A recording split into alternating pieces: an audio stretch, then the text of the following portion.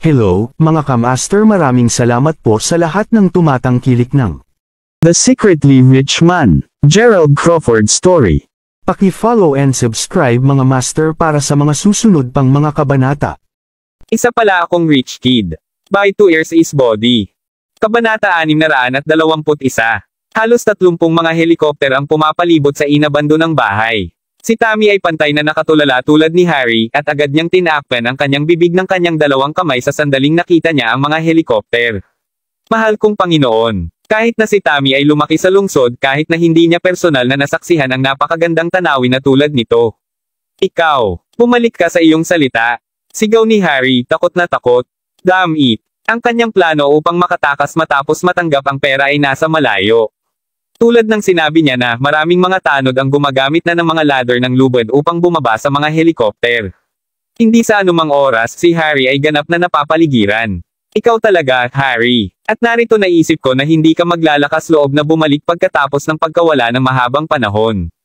Kailangan kong sabihin, hindi ko aasahan na pupunta ka sa mababang ito. Inayos mo pa si J. Crawford. Hindi ka ba kinilabutan sa lahat na malalaman ni Miss Crawford tungkol dito? Tanong ni Zack na may nginis habang naglalakad palapit kay Harry. Sumunod sa likuran nila Drake at Tyson. Halata namang magkakakilala sina Zack at Harry. Alam mismo ni Harry na mayroong zero na pagkakataon na makatakas siya sa sitwasyon sa sandaling nakikita niya sina Drake, Tyson, at Zack na magkasama. Alam niyang huli na para sa kanya upang subukang ipaliwanag ang kanyang sarili. Kung ipinagbigay alam ni Zack kay Jessica tungkol sa bagay na ito, tiyak na hindi niya ito papayag ang ganoon kadali. Sa katunayan, si Harry ay hindi nagkaproblema sa pag-iisip ng isang senaryo kung saan siya ay namatay na may maraming nawawalang mga bahagi ng katawan. Sa kanya, naramdaman niya na ang tanging posibleng paraan upang maiwasan ang kalalabasan na iyon ay upang payagan ang kanyang sarili na mahuli ng walang anumang paglaban. Hey, ginagawa ko lang ang lahat ng ito upang makaligtas matapos akong palayasin ng panganay na binibini. Anuman habang bahagi ako ng detalyadong plano upang maitaguyod si G. Crawford, sinisiguro ko sa iyo, G. Lyle, na binigyan ko siya ng maraming awa. Para malaman mo, hindi lang ako inutusan ni G. Long na iset up siya, ngunit sinabi niya rin sa akin na kumatok sa kanya ng walang malay upang mapalala ko pa ang sitwasyon niya. Gayunpaman, pinabailing ko kaagad ang mungkahi na iyon. Tulad ng nakikita mong malinaw ngayon, gumawa din ako ng pagkusa upang ibigay kay G. Crawford ang katibayan na kinakailangan upang mapatunayan ang kanyang kawalang kasalanan. Nagmamadaling ipinaliwanag ni Harry, isang ngiti sa labi. Gayon din, G. Lyle, hindi ba tayo ay magkakapatid na nagtatrabaho para sa pinakamatandang dalaga? Natatandaan kong naisave kita minsan sa nakaraan. Hindi mo ba ako mailigtas sa oras na ito? Kaso akala mo hindi ako nagbago, bata pa lang ako noon. Lahat ako lumaki ngayon. Oh, kaya naaalala mo pa rin ang oras na ikaw ay nasa ilalim pa rin niya. Ipinalagay ko na nakalimutan mo na ang lahat tungkol sa mga araw na iyon. Ano man tungkol sa kung paano kami makitungo sa iyo, si G. Crawford ang may pangwakas na sasabihin sa bagay na ito. Sa sandaling iyon si Zack at ang iba pa ay nakatayo sa tabi ni Gerald. Nagtatrabaho si Harry dati para sa aking kapatid. Nagtatakang tanong ni Gerald. Hindi katakataka na takot siya sa kanya. Tama yan, G. Crawford. Si Michael, Harry, at ako ay nagtrabaho sa ilalim niya nang ang panganay na dalaga ay nasa Mayberry City pa rin. Noon si Harry ay nasa maagang 20s pa rin. Sakuna ng mabuntis niya ang isa sa aming mga babaeng empleyado habang siya ay lasing. Galit na galit ang panganay na binibini na agad niyang sinabi sa kanya na mawala sa oras na malaman niya ito. Sagot ni Zack habang patuloy sa pagtingin kay Harry, isang malamig na ngiti sa labi. Kaya't iyon ang buong kwento. Kaya, dahil naibigay na niya sa akin ang ebidensya, hindi ko nahahabol ang bagay na ito o hahawak pa kahit ano laban sa kanya. Upang maging ganap na matapat, talagang nais ni Gerald na hanapin ang taong nagtakda sa kanya upang mabigyan lamang sila ng isang mahigpit na sampal sa kanilang mukha. Ngayon na si Harry ay nakatitig habang nakangiti sa kanya ng personal, gayunpaman, ayaw lang ni Gerald na ipagpatuloy ang pakikipag-usap sa isang walang kahihiyang lalaki na. Manalo ka. Ang swerte mo ngayon. Mag-iwan ng pera at mawala na. Maligtas ang iyong buhay sa oras na ito. Bagaman nagalit si Zack, sabay-sabay siyang gamaan ng bahagya. Kung sa bagay kapwa sila nagtatrabaho dati at hindi rin nagkamali si Harry. Talagang nailigtas niya ang buhay ni Zack dati. Ang totoo ay lihim na natakot si Zack na malupit na utusan siya ni Gerald na patayin si Harry doon at pagkatapos. Hindi ako aalis.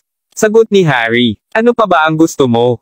Ginoo Crawford, tulad ng nakikita mong malinaw, wala akong ibang pupuntahan ngayon. Mangyaring payagan akong magtrabaho sa tabi mo. Ipinapangako kung hindi na ako magkakamali sa hinaharap. Nakikiusap ako sa iyo, G. Crawford. Mangyaring hayaan akong magtrabaho para sa iyo. Si Harry ay patay na seryoso nang sinabi niya iyon. Kahit na noong una niyang makilala si Gerald sa hotel, masasabi na niya na si Gerald ay isang mapagbigay na tao na may isang mabait na pagkatao. Iyon ang dahilan kung bakit lihim niyang sinuwi ang utos na saktan si Gerald sa kabila ng pagsang-ayon kay Eunice na gawin ito. Hindi lang niya kayang saktan ang sarili na saktan ng ganoong tao. Kabanata 622. Ano pa kinilabutan siya sa gagawin sa kanya ni Jessica kung sakaling malaman niyang nasaktan niya ang kanyang kapatid. Gayunpaman hindi rin niya nagawa ito dahil mabait siyang tinatrato ni Jessica dati. Anuman hindi muna siya naglakas loob na bumalik bago maganap ang kadena ng mga pangyayaring ito. Totoong nais niya lamang makuha ang kanyang pera at iwanan ang lugar na ito na pinabayaan. Natiyak niya dati na itatala ang isang tala ng lahat ng nangyari habang nakikipag-usap siya kay Eunice.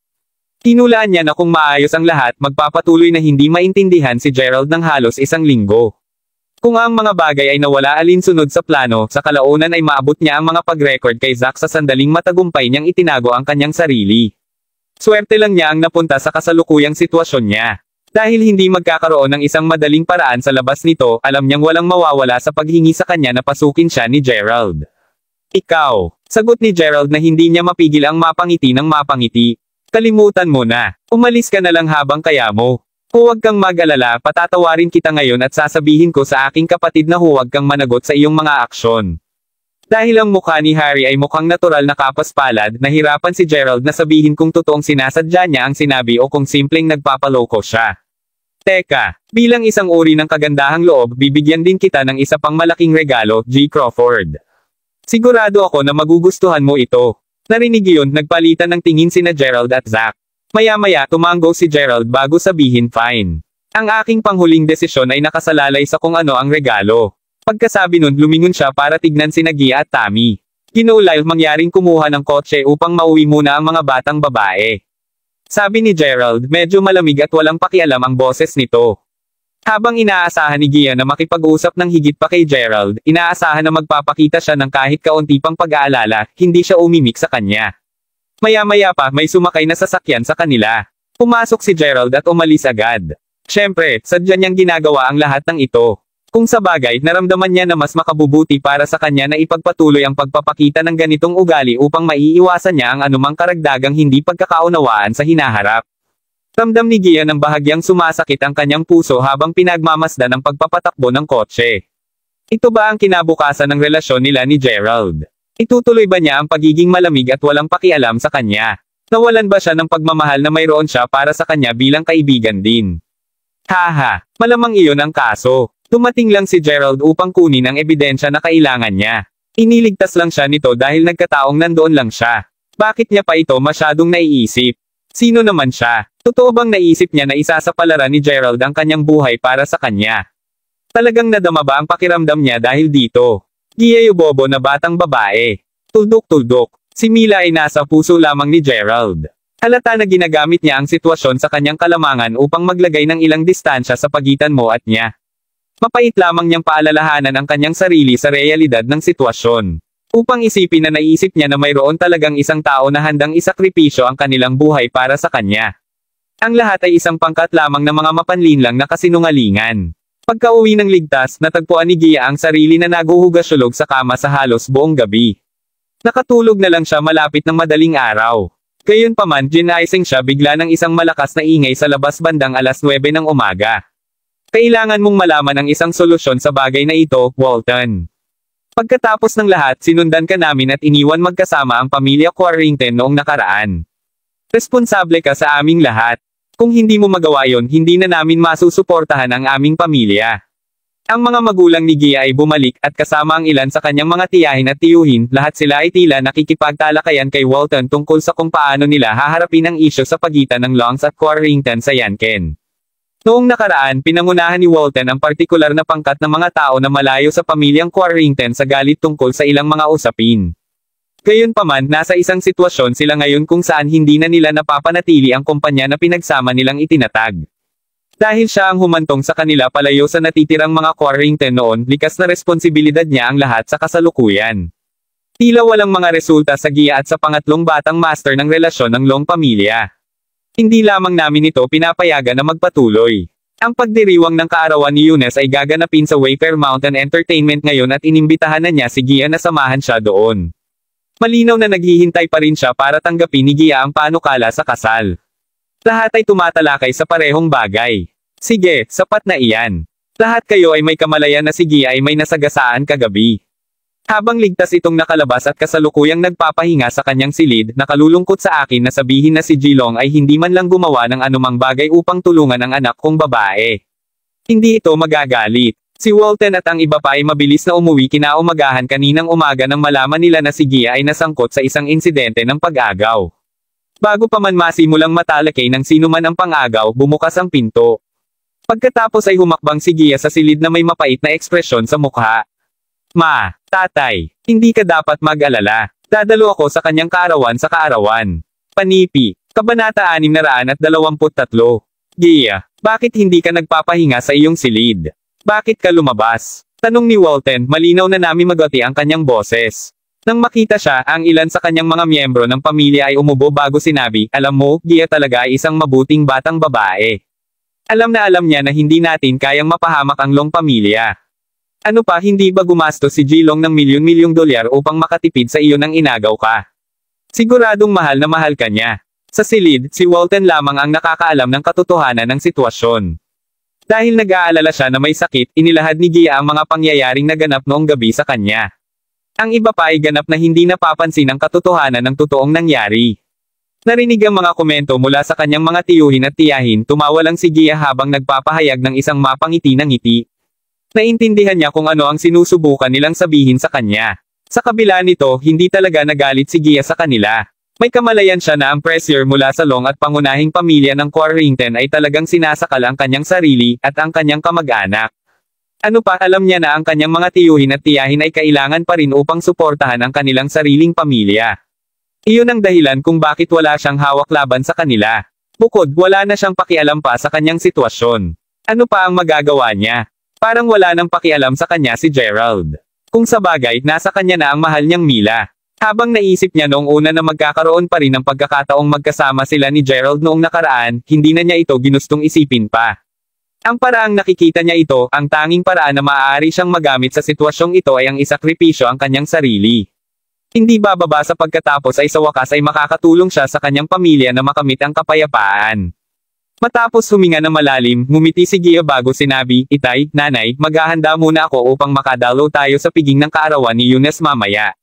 Bumalik siya sa kanyang silid. Nang makita ang kanyang anak na babae na ganoon, hindi mapigilan ni Walton na makaramdam ng kaunting pagkalungkot. Samantala, kasama ni Harry si Gerald at sa kanyang kamay ay isang USB flash drive. Hehe, ito ang regalo ko sa iyo, G. Crawford. Sigurado akong magiging interesado ka rito, sabi ni Harry habang isinasara niya ang USB sa isang laptop at nagsimulang maglaro ng isang video. Matapos mapanood ang buong bagay, hindi mapigilan ni Gerald na mapangot siya bago tanungin, naitala mo ba ito kagabi? Hey, ginawa ko. Maaaring wala akong maraming kasanayan, ngunit kung ito ay patungkol sa kasuklam-suklam o palihim na mga kilos, walang sinumang maaaring ihambing sa akin. Sagot ni Harry habang tinatapik niya ang sariling dibdib ng 2 beses. Tama na. Hindi na kailangang magyabang tungkol doon. Sagot ni Zack habang ngumiti siya ng mapangiti. Alinmang paraan, mayroon na kaming sapat na katibayan sa kamay. Kasama ang kuha, sa wakas dapat kaming itakda upang talunin siya sa kanyang sariling laro. Sa katunayan, sabi ni Gerald habang nakangiti habang tumatango. Sa sandaling iyon, nagsimulang magring ang telepono ni Gerald. Ito ay isang tawag mula sa kanyang godbrother, Kiol. Ano ang nangyayari, Kiol? Kapatid, nabugbog kami. Si Aiden ay binugbog ng pinakamalala. Ano? Gaano katapang? Sinong gumawa nito? Galit na tanong ni Gerald. Sino pa kaya ito? Yun ang bastard Younes syempre. Nag-host siya ng isang malaking kainan sa kaarawan ngayon at halos lahat ng maimpluwensya at makapangyarihang individual sa Mayberry City ay naimbitahan. Ang tanging tao na partikular niyang ibinukod mula sa kaganapan ay ang mga taong nauugnay sa pamilyang Crawford. Dahil doon, dinala namin ni Aiden ang ilang mga kalalakihan upang magdulot ng ilang kaguluhan sa kanya, mabilis na ipinaliwanag ni Yol ang lahat ng nangyari kay Gerald. Mahalaga, ang parehong Yol at Aiden ay hindi nasiyahan mula ng Younes ay malinaw na na-target ang pamilya Crawford sa pamamagitan ng kaganapan. Ang Long pamilya ay malakas pagkatapos ng lahat, subalit pinili pa rin ni Eunice na mag-host ng kanyang piging sa Mayberry City. Ano pa, nai-host pa niya ito sa Wayfair Mountain Entertainment, ang lugar na pinatakbo noon ni Jessica.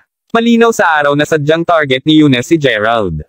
Pa rin, si Aiden at Yul ay nagpunta doon na naghahanap ng gulo nang hindi man lang sinabi kay Gerald muna.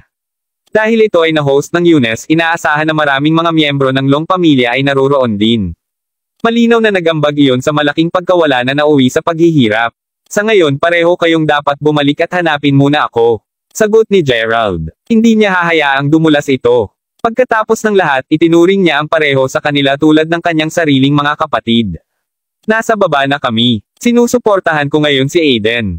Sagot ni Yul. Bababa na ako ngayon. Sagot ni Gerald habang inaakay niya si Harry at ang iba pa sa baba. Totoo sa sinabi ni Yul, kapwa sila kinilabutan ng husto. Ang mukha ni Aiden ay napakasamang bagbog at karamihan sa mga ito ay namamagana. Kahit si Yul ay may ilang pasa sa mukha. Humihingi ako ng paumanhin, G. Crawford.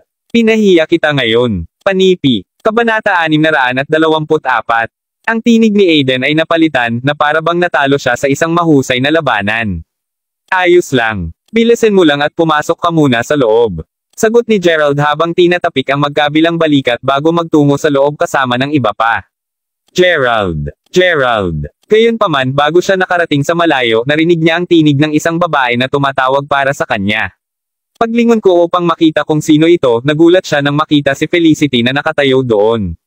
Bagaman hindi pa niya siya nakilala ng medyo matagal, medyo natigilan pa rin siya sa kung gaano tumaas ang kanyang kagandahan sa loob ng panahong iyon.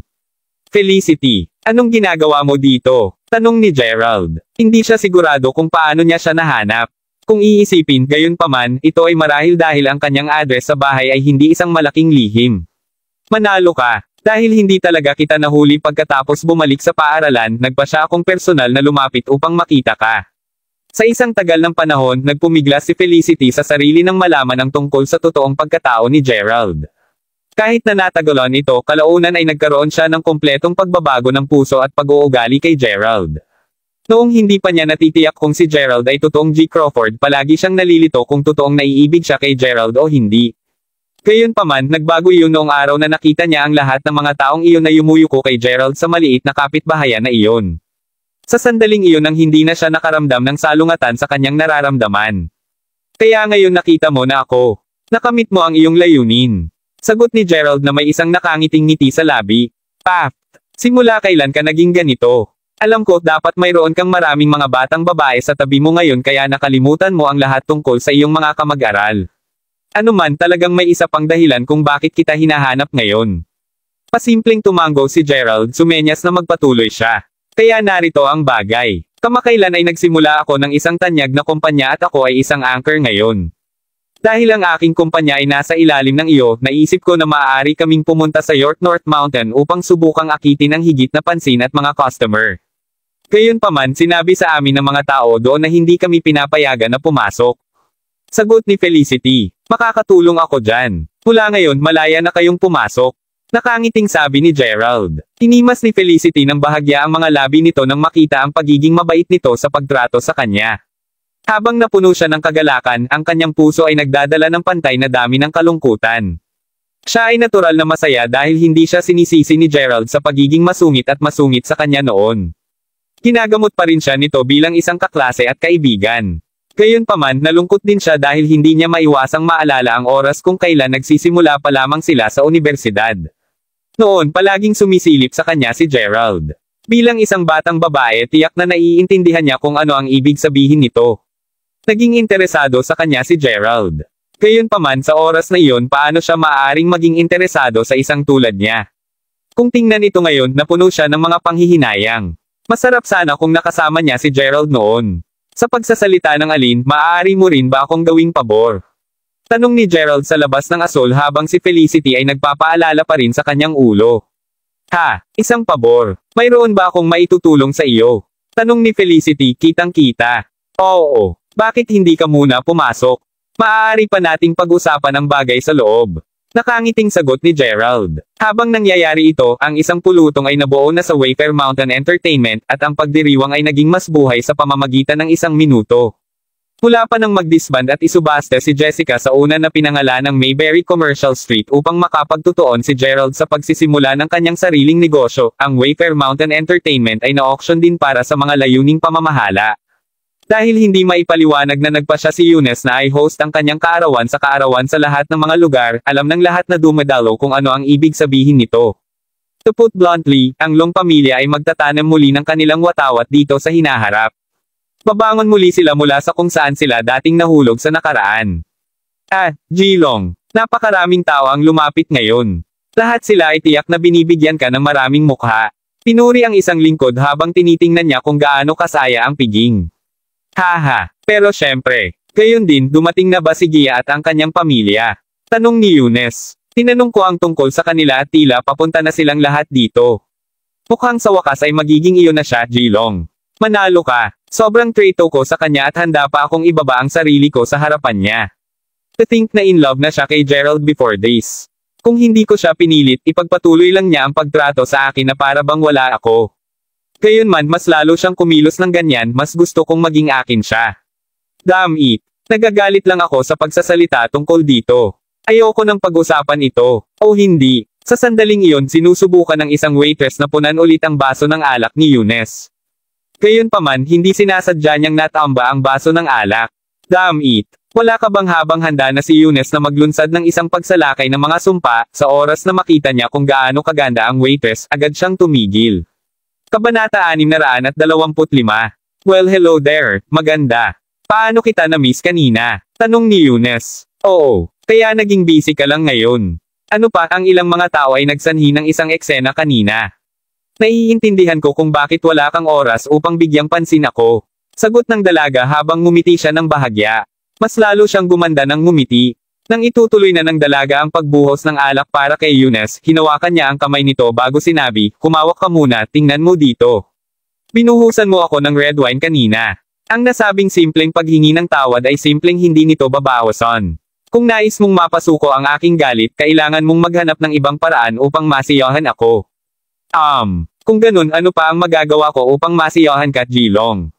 Nahihiyang tanong ng dalaga. Hahaha, iyon ang gusto kong marinig. Bumalik ka sa akin. Dahil may mahigit pa isang oras na natitira bago magsimula ang piging ng kaarawan, naisip ni Eunice na magkakaroon muna siya ng kasiyahan sa batang babae na ito.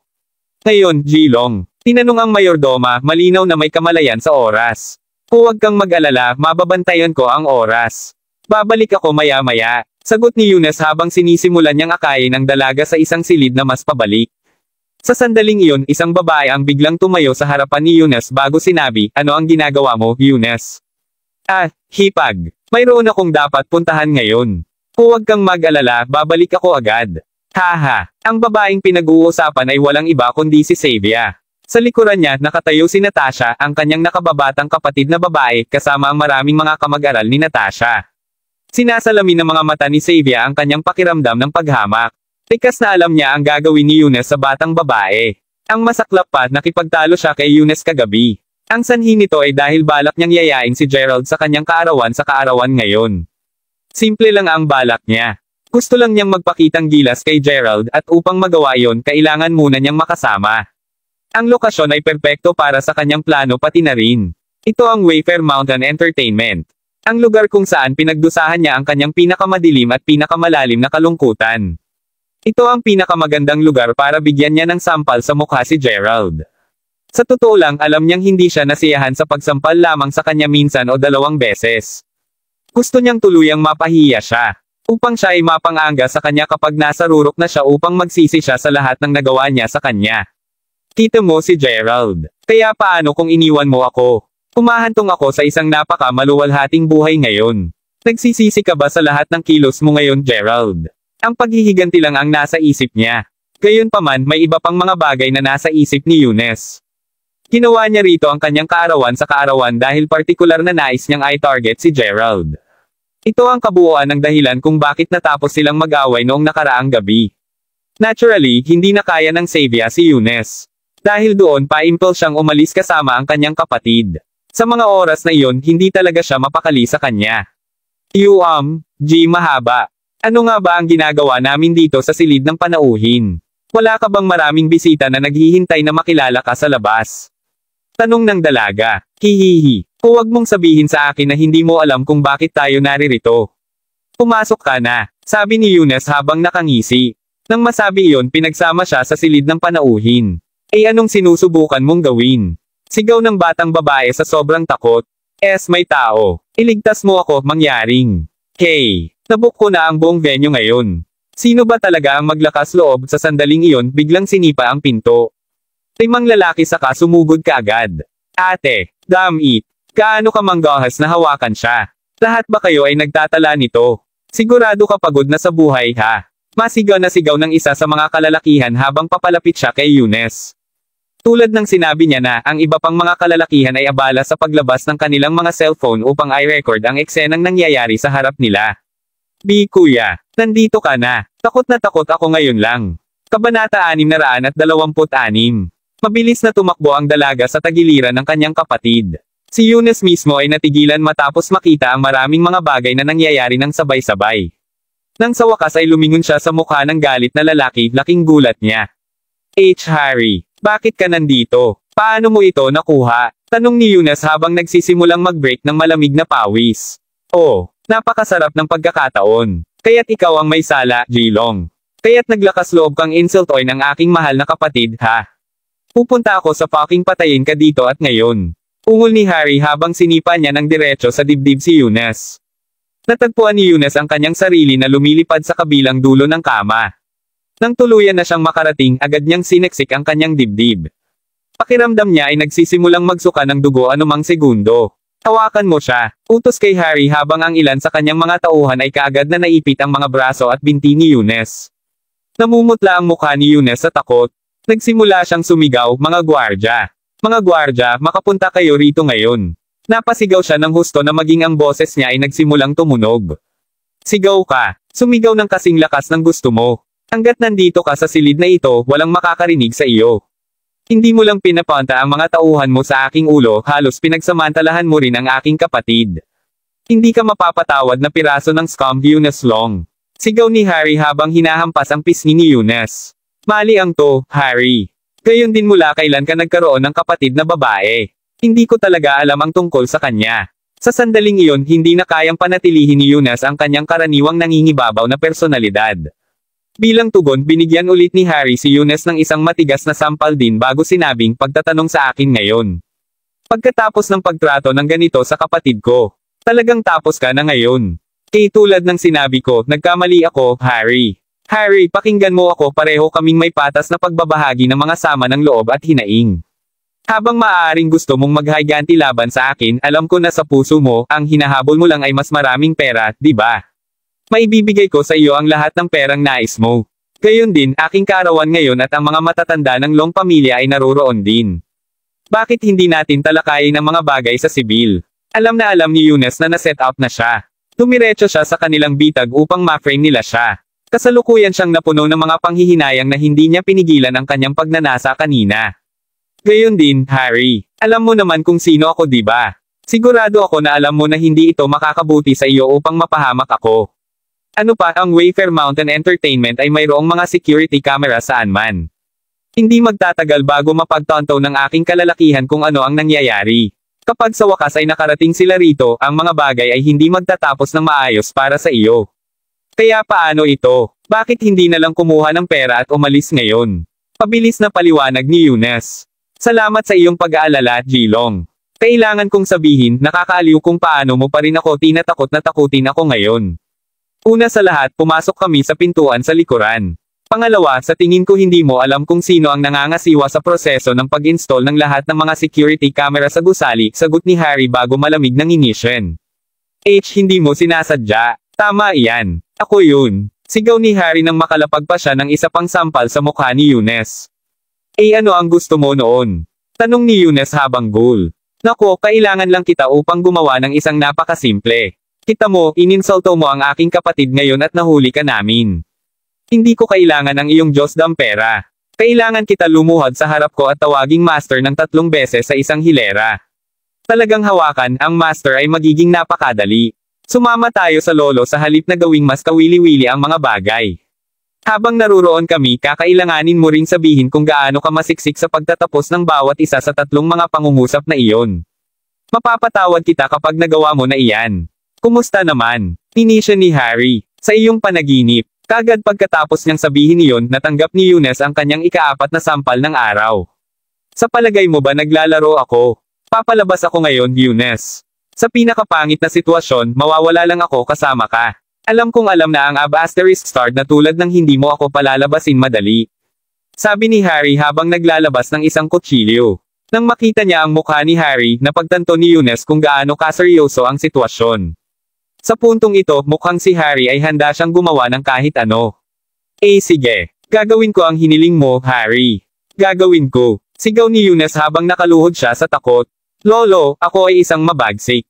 Habang inuulit niya ang pangungusap ng 3 beses, ang ibang mga kalalakihan ay nagpatuloy sa pag-record ng bawat nakalulungkot na segundo nito. Gayunpaman, malapit nang matapos ang kanyang huling pangungusap, biglang itinaas ni Eunice ang kanyang ulo at hinagis ang mga kama sa kama kay Harry. Habang ang iba ay panandaliang natigilan, bumangon siya, binuksan ang isang bintana at pagkatapos ay tumalon.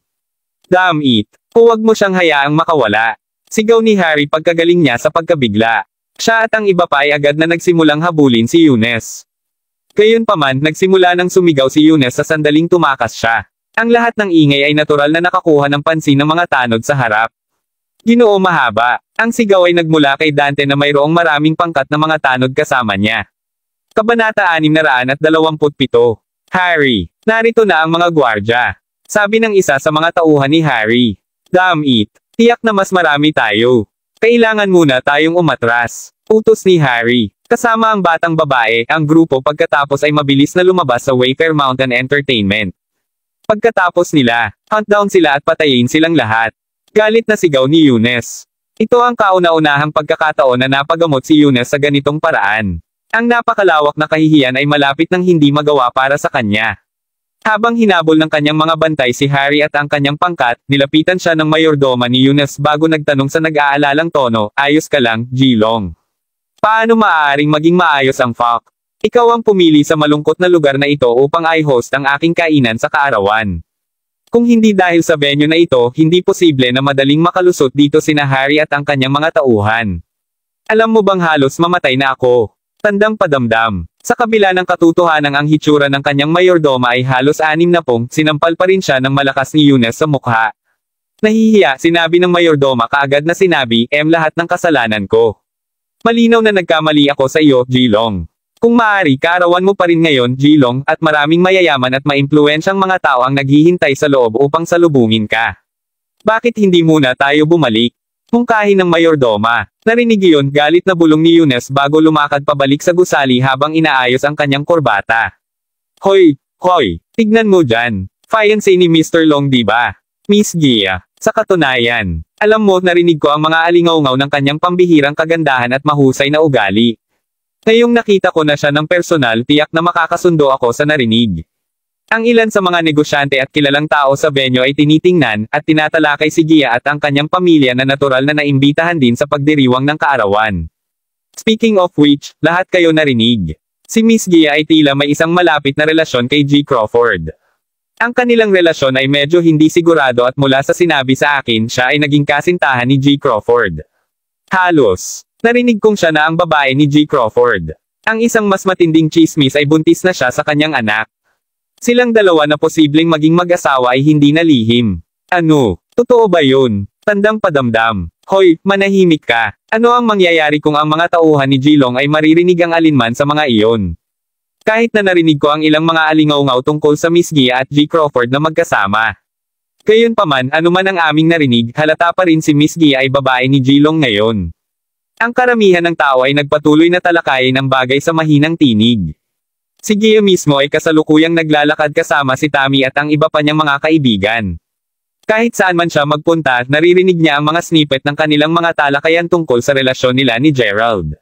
Kung hindi pa dahil sa okasyon, susumpa na sana siya sa lahat na hindi maganda ang bibig sa kanya. Ang tanging nagawa lang niya ay namula sa katahimikan. Kahit na narinig ni Xavier ang mga talakayan na tumatakbo sa gitna ng karamihan ng tao. Ang pakikinig sa lahat ng iyon ay nagdulot lamang upang magalit siya. Siya dapat ang bida ngayon. Gayunpaman kasama si Gia dito, malinaw na hindi siya magiging pansin. Ang pagsasakatuparan nito ay lalo lamang siyang nagpanglo. Ano pa sinasabi nilang lahat na may malapit na relasyon sina Gerald at Gia. Lalong lumala ang kakulangan sa ginhawa ni Xavier mula rito. Pagkatapos ng lahat sa lahat, si Gia ay mas mahusay kaysa sa kanya sa bawat aspeto. At hindi iyon ang pinakamasamang bahagi. Sa kabila ng pagiging kaya nito, talagang mahusay na nakikipag-usap si Gia sa kanyang dating kasintahan. Ang lahat ng inis na ito ay labis na nabigo sa Xavier.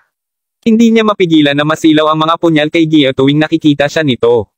Nasa sandaling iyon nang muling pumasok sa eksena si Eunice. Nang makita niya si Gia, hindi niya maiwasang makaramdam ng kaunting sama ng loob. Hindi alintana kung gaano niya siya habulin, palagi niyang pinapanatili ang kanyang malamig at walang malasakit na ekspresyon kapag siya ay kasama niya. Sa kabila ng kanyang pagkakaalam na ipinagdiriwang ngayon ni Eunice ang kanyang kaarawan, ang kaganapan ay maliit na nagawa upang mabago ang kanyang pag-uugali sa kanya. Naiirita din si Eunice sa katotohanan kanina pa siya nasindak ng husto at pinahiya. Habang siya ay nakaupo sa pangunahing upuan sa pagkabigo, ilang miyembro ng pamilya Quarrington ang lumakad upang batiin siya. Gayunpaman, nagpatuloy lamang siya sa pag-upo sa katahimikan, hindi man lamang nag-abala na tumugon sa alinman sa kanila. Sa sandaling iyon, lumapit sa kanya si Xavier bago sinabi sa isang naiinggit na tinig, "Alam mo, Eunice, iyong kaarawan ngayon, ngunit parang medyo hindi nasisiyahan ang kasintahan mo. Gayon din, alam mo ba kung ano ang sinasabi ng lahat ng mas maaga? Ipagpatuloy mo." Halos lahat ay pinipilit na gusto talaga ni Gia si Gerald. Ang ilan sa kanila ay nagsasabi pa nga pinilit mong makasama si Gia. Narinig ko na rin ang ilang balita na nagsasabing ikaw ang naging dahilan upang maghiwalay sina Gerald at Gia. Kabanata 628. Ano ang biglang kalokohan? Sinong nagsabi nun? Pinapatay ko silang lahat. Galit na ungol ni Eunice habang hinahampas ang magkabila niyang kamay sa lamesa. Nabigla ang lahat at walang nang-ahas na magsabi ng isa pang salita. Ang kanyang reaksyon ay nagpapaalala sa lahat kung bakit una silang dumalo sa kanyang kainan sa kaarawan. Ang kanilang totoong layunin ay upang makapasok sa mahusay na mga libro ni Eunice pagkatapos ng lahat. Nang makita na tumigil ang lahat sa kanilang pagtsismisan, pagkatapos ay tumingin si Eunice kay Gia bago malamig na sinabi, "Halika ka rito at umupo sa tabi ko, Gia. Nais kong malaman ng mga taong ito na ikaw ang aking babae." "Ikaw ang babae ni Eunice Long," sabi ko. Nakasimangot si Gia nang marinig niyang sinabi niya iyon. Sa halip na sundin ang kanyang mga utos, simpleng humarap sa ibang paraan. Nang makita nila ang kanyang reaksyon, marami sa mga panauhin ang nagsimulang ngumiti sa tuwa. Malinaw na binigyan ni Gia si Eunice ng isang sampal sa mukha. Wala naman siyang respeto sa kanya. Si Eunice ay naging labis na hindi nasisiyahan ngayon. Hindi lamang lumaki ang kanyang inis matapos marinig ang naihatid sa kanya ni Xavier, binigyan lamang siya ni Gia ng malamig na balikat. Upang may taguyod ito, nararamdaman niya ngayon ang mas maraming pressure dahil lahat ay masidhing nakatingin sa kanya. Ang kanyang galit sa oras na iyon ay walang alam. "Sinabi ko sa iyo na pumunta ka dito. Hindi mo ba narinig at sinabi ko?" Sigaw ni Eunice nang bumangon siya at lumakad kay Gia. Sa sandaling nasa harapan niya siya, hinawakan niya ito sa braso at marahas na sinimulang akbitan ulit papunta sa kinauupuan niya. "Anong ginagawa mo? Ano ang kilos mo sa ganitong paraan?" Sigaw ni Tammy habang siya at ang iba pang mga batang babae ay galit na nakatingin kay Eunice. Nauna nilang naisip na dahil imposible na magkasama sina Gia at Gerald, ang pagsasama sa batang Panginoon mula sa Long pamilya ang magiging pangalawang pinakamahuhusay na bagay, hanggat siya ay isang mabuting tao. Malinaw na nakikita nila ngayon kung magkano talaga ang isang scumbag Eunice. "Siya ang aking Diyos dam kasintahan. Kailangan niyang gawin ang kung ano man ang sasabihin ko sa kanya. At ngayon gusto kong umupo siya sa tabi ko upang ibuhos ako ng fucking wine. Fuck Gerald. Wala si Gerald kundi ang basura sa aking mga mata." Ungol ni Eunice habang patuloy sa paghawak sa braso nito. Lahat ng miyembro ng pamilya Quarrington ay may pangit na ekspresyon sa kanilang mga mukha. Gayunpaman, tulad ng inaasahan, walang naglakas loob na magsalita. Si Xavier ay matagumpay na napangiti habang pinapanood ang eksena bago siya maglaro. Nang makarating sila sa main seat, umupo si Gia sa upuan sa tabi nito habang nakahawak sa pulso niya. Malinaw na nahawakan ito ni Eunice ng magaspang. "Kaarawan ko ngayon. Maaari mong itigil ang sobrang lamig sa akin ng isang beses. Ngiti, Diyos damn it." Ngumiti habang ibinubuhos mo ang aking Diyos damn na alak. Walang nakakaintindi kung bakit bigla siyang nawalan ng cool. Gayunpaman, wala ring nagrereklamo. Pagkatapos ng lahat sila ay nasisiyahan sa kanilang mga upuan sa harap na hilera sa drama na ito. Tumaas ang kapaitan sa puso ni Gia sa sandaling iyon. Gayunpaman alam niya na wala talaga siyang pagpipilian sa bagay na iyon. Pinipilit ang isang mahinang ngiti pagkatapos ay nagsimulang pagbuhos ng alak para kay Eunice. Hindi ka panipaniwala. Pinasaya at pinalakpakan ng mga tao mula sa loob ng karamihan ng tao. Si Xavier mismo ay napangiti ng banayad habang sinabi niya, haha, ang aking hipag ay napakahusay para sa isang tulad ni Gerald. Bakit may sasabihin na mahal niya siya? Sa nakikita ko, malinaw na head over heels siya para kay Eunice. Kung wala sa inyo ang bibili niyan, bakit hindi maghalikan sina Gia at Eunice sa harap ng lahat noon? Haha, iyon ang magiging pinakamalaking regalo sa kaarawan para kay Eunice. Matapos marinig ang sinabi niya, nagsimulang muling magpalakpak at magpalakpakan ang lahat. Tama siya. Ipagpatuloy mo. Halik, halik, halik. Manalo ka. Kung ito ay isang eksena sa paghalik na nais mo, pagkatapos ay isang eksenang paghalik ang makukuha mo. Pangungulit ni Eunice habang tinangka nitong yakapin si Gia upang mapilitan siyang halikan siya. Gayunpaman, agad siyang iniwasan ni Gia bago sumigaw, ano sa palagay mo ang ginagawa mo? Nagalit ka na ba? Hindi na lang siya nakatiis. Oh, ano ang nangyayari dito? Sabi ni Xavier habang pinik ang sorpresa niya. Sa kabaligtaran, ang iba pa ay tunay na nagulat. Ang salita ko, ano ang nangyayari sa iyo, hipag? Hindi mo talaga binibigyan si Eunice ng anumang mukha sa kabila ng katotohanang ipinagdiriwang niya ang kanyang kaarawan ngayon. Tagumpay. Totoo bang pagmamayari ni Gerald ang iyong puso? Dagdag ni Xavier. Narinig ang pahayag nito, mas tumaas ang galit ni Eunice habang nakatingin siya kay Gia.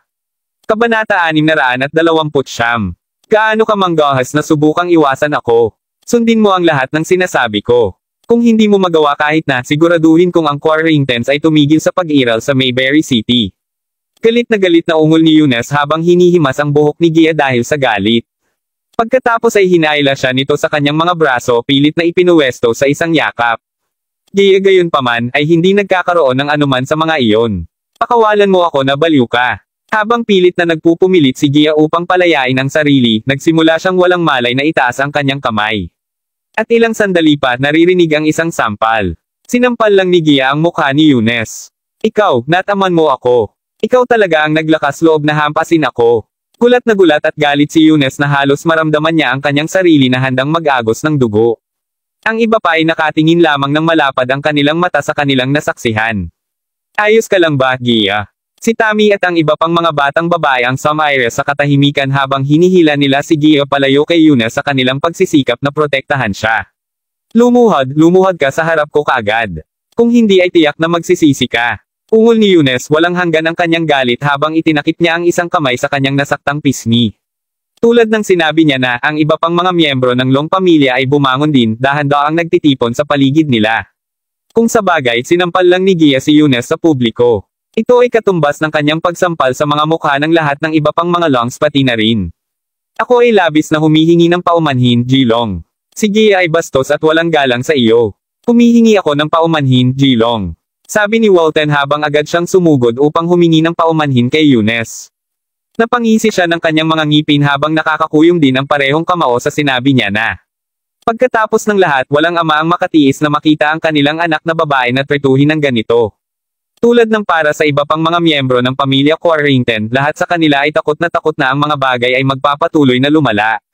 Sa sandaling iyon, ang pangatlong tiyuhin ni Gia ay nagsimulang maglakad papunta kay Eunice na may isang ngiti sa labi, malinaw na sinusubukang i-de-escalate ang sitwasyon. Gayunpaman, bago pa siya makapagsalita, sinuntok siya ni Eunice ng asol.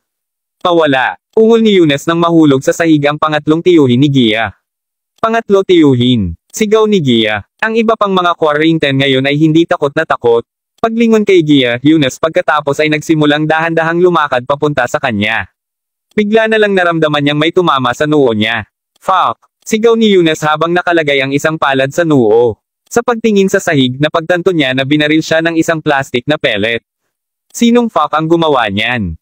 Sinumpa ng malakas si Eunice. Bilang tugon, isa pang plastic na pellet ang kinunan.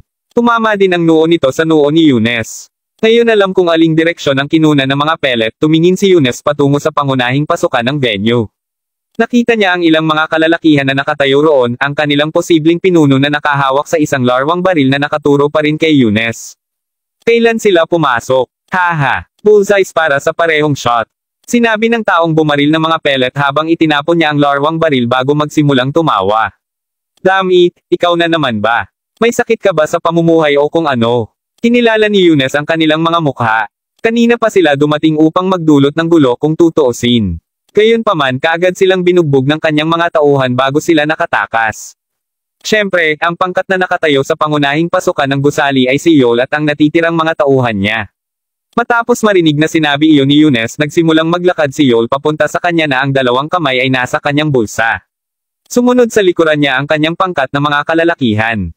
Natutuwa akong napansin mo. Medyo hindi komportable ako ngayon, alam mo. Halika na. Beat up ulit, please. Sagot ni Yol habang siya ay nanunuya.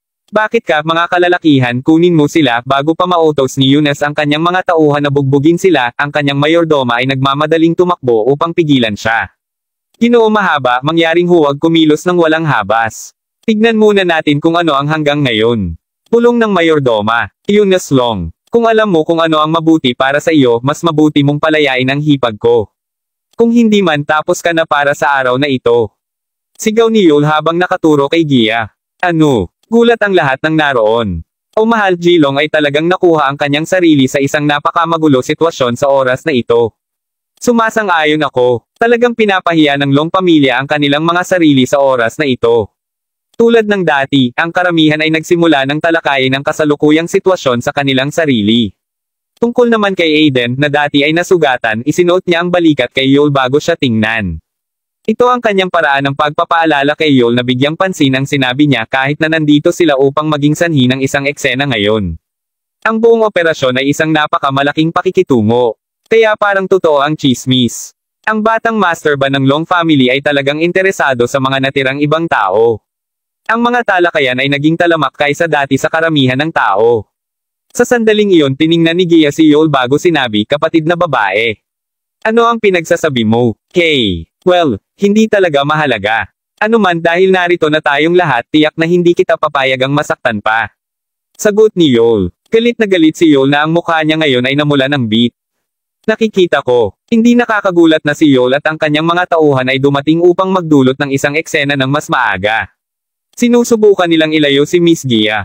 Ang mga batang Panginoon ay dapat nagalit. Kung tutuusin, si Yol ang ninong ni G. Crawford. Sa katunayan, gayunpaman bago nila ipagpatuloy ang pagtalakay pa, isang babae ang biglang nagsabing, Gaano kakatapang na pumunta sa lahat ng paraan dito upang lumikha lamang ng isang ruckus. Pero bakit wala si Gerald dito? Bakit niya pinapadala lang ang mga tauhan niya? Papalapitin siya ng personal kung nais niya ng gulo. Gayon din, huwag simpleng tawagan ang iba bilang iyong hipag. Kabanata 630. Ang babaeng pinag-uusapan ay si Xavier. Hindi niya alam kung bakit, ngunit labis na hindi siya komportable nang marinig niya si Yol na tinutukoy si Gia bilang hipag niya. Fucking hell. Sawa na talaga silang mabuhay, diba? Ito ang pangalawang pagkakataon na sinubukan mong maging sanhi ng isang eksena sa aking kaarawan sa kaarawan. Pinapatay ko kayong lahat kung ito ang huli kong ginagawa. Galit na sigaw ni Eunice. Sa panahong iyon, lahat ng kasalukuyang Long bodyguards ng pamilya ay nakapalibot kay Yol at sa kanyang mga tauhan. Tila mayroong kahit 100 kanila. Napakalaking eksena na ito na ang lahat ng mga negosyante at kilalang tao doon ay natigilan. O mahal na Panginoon, ang dami mong lalaki kasama mo. Ako ay natatakot. Pop oras ng pagsusulit. Alam mo bang aling pamilya ang mas maraming kalalakihan kasama nila sa Mayberry City? Natatawang sabi ni Yol, nasa loob ng bulsa ang mga kamay. Nang matapos ang kanyang pangungusap, isang sipol ang hinaipan. Kasunod nito, isang malaking grupo ng mga kalalakihan ang nagsimulang sumugod mula sa pangunahing pasukan ng walang babala. Tinatayang 5 hanggang 6 na raang kalalakihan ang nakapaligid din sa labas ng gusali, lahat sila ay nagtatrabaho para sa pamilyang Crawford. Sa hindi mabilang na mga kalalakihan na biglang nakatayo sa likuran ni Yol, si Eunice ay naiwan ng tuluyan. Kahit si Xavier ay nanahimik nang makita ang lahat ng mga kalalakihan na biglang ipinatawag ni Yol. Batay sa kasalukuyang sitwasyon, malinaw na imposible para sa Long na manalo sa laban na ito. Lahat ng mga lalaking ito ay kay Gerald. Kailan siya naging ganito? Napaisip si Xavier sa sarili. Sa oras na iyon, marami sa mga nakatatandang pamilya ng Long pamilya ang nababahala sa kanilang paligid. Pangatlong batang Panginoon, mangyaring huwag kumilos ng mapilit. Sinasadya nilang subukang pukawin ka ngayon. Kung gagawin mo ang unang hakbang, magkakaroon sila ng dahilan upang magsimulang labanan. Sabi ng isa sa mga senior member na nagmamadali. Mangyaring maging mapagpasensya, Eunice. Nais kong makita kung ano ang susunod na pinaplano nilang gawin. Nag-aalalang sabi ng isa pang miyembro ng Long pamilya. Ginooan dito na si Lyle. Sumigaw ng isang tao mula sa karamihan ng tao sa oras na iyon. Pagkarinig nila ng kanyang pangalan, ang karamihan sa tao ay automatikong nagsimulang gumawa ng daan para dumaan siya. Si Zack at Michael ay makikita na nakatayo sa dulo ng bagong linas na landas. Ginoo Lyle, Zeke. Binati ang ilan sa mga negosyante doon habang sila ay tumabi din upang matiyak na may bukas na landas sa harap ng dalawang lalaki. Ang lahat ng mga miyembro ng Long pamilya ay may kamalayan ngayon na naroroon din si Zack. Sa gitna ng mga Long, biglang tumayo ang isang nasa edad na lalaki at mabilis na lumapit sa kanya. Medyo matagal na mula nang huli kitang makilala, Lyle. Kaarawan ng ikatlong batang Panginoon ng Long pamilya ngayon, alam mo. Ano ang eksaktong ibig mong sabihin sa kasalukuyang eksenang ito? Malinaw na ang ilan sa mga nakatatandang kasapi doon ay kilala si Zack. Nako, wala itong ibig sabihin. At oo, may kamalayan ako na ipinagdiriwang ngayon ni Eunice ang kanyang kaarawan ngayon kaya't sumama lamang ako upang magsaya. Maligayang kaarawan, Eunice. Nakangiting sagot ni Zack. Kung gayon, paano mo ipaliwanag ang lahat ng mga bantay dito? Tanong ulit ng kaparehong lalaki. Oh, sila. Sa gayon, lahat sila ay nagtatrabaho sa Mayberry Commercial Street. Pareho silang nasa sabik na marinig na ang pangatlong batang Panginoon ng Long pamilya ay nagdiriwang ng kanyang kaarawan sa Wayfair Mountain Entertainment. Kung sa bagay, ito ang dating bahay namin. Iyon lang ang dahilan kung bakit lahat tayo naririto ngayon. Hindi mo ba naiisip na medyo naging sensitibo ka, Jilong? Ano man, dahil narito na tayo upang ipagdiwang ang kanyang kaarawan, sa palagay mo hindi mo dapat na aanyayahan tayong lahat na uminom kahit papaano. Sagot ni Zack. Halos hindi mapigilan ni Eunice ang kanyang galit nang marinig niya ito. Gayunpaman, hindi siya tanga. Alam na niya upang hindi kumilos laban kay Zack. Napaikot lang ang ulo niya sa tagiliran sa galit. Pero syempre, ang Long pamilya ay palaging mapagpatuloy sa aming mga panauhin. Mangyaring sumama ka sa akin, Lyle. Nagmamadaling sinabi ng matandang pamilya ng Long. Hindi masyadong nagtagal, Zack, Yul, at ilang iba pa ay naupo sa isang mesa sa tabi ni Eunice. Si Eunice ay labis na nalulumbay sa sandaling iyon. Kakatapos na lang niyang humigop ng pulang alak, isang malakas na tunog ng tunog ang narinig. May kung anong tumama sa pisngi ni Eunice. Nang siya ay tumangala, nakita niya si Yul at Aiden na nakatutok sa kanya ng mga mani. Damn it! Ungol ni Eunice habang nakatingin sa kanilang dalawa na may masamang ekspresyon sa mukha. Ang tanging nagawa niya lang ay mahigpit na kumuyot ang kanyang mga kamao habang humihinga ng malalim, inaasahan na papayagan nitong kontrolin ang kanyang pagkagalit. Gayunpaman, ilang sandali pa, isang piraso ng piniritong baboy ang direktang tumama kay Eunice sa kanyang noo. Mga fuckers! Sigaw ni Eunice nang tumayo kaagad siya sa galit. Eunice! Kuminahon ka! Sinabi ng isa pang matandang miyembro ng Long pamilya habang ipinatong niya ang kanyang kamay sa balikat ni Eunice upang maiwasan na makagawa siya ng anumang pantal. Kabanata 631. Habang ang iba pang mga Longs ay galit na galit din sa mga provocations ni Yul, mas alam nila na huwag sabihin ang anuman sa kanilang kasalukuyang sitwasyon. Hindi na kailangan iyon, Lyle. Mangyaring pigilan ang iyong mga tao. Sinabi ng isa sa mga nakatatandang pamilya ng Long pamilya. Ngumiti si Zack bago idinagdag, Yul. Tigilan mo na ang pagiging bastos. Natahimik lang si Yul sabay sinabi sa kanya na gawin iyon. Samantala, nakatayo si Gerald sa kanto ng malaking golf course sa likod ng kanyang hotel. Parang may hinihintay siya. Papunta na ba ang mga helikopter? Tanong ni Gerald sa pamamagitan ng kanyang telepono. Darating din kami. Sabay na sagot ni na Drake at Tyson. Hindi talaga ginasto ni Gerald na kumuha ng helikopter ngayon, ngunit pinilit ni Zack na gawin niya ito. Kailangan niyang lumitaw na makapangyarihan upang mapigilan ang Longs. Sa makatuwid, kailangan niyang maging mataas na profile. Dahil haharapin pa rin niya ang Long pamilya, sumang-ayon lang si Gerald. Hindi na niya alintana ang tungkol sa pagpapanatili ng isang mababang profile. Habang hinihintay niya ang kanyang pagsakay, si Gerald ay tumingin sa paligid ng golf course.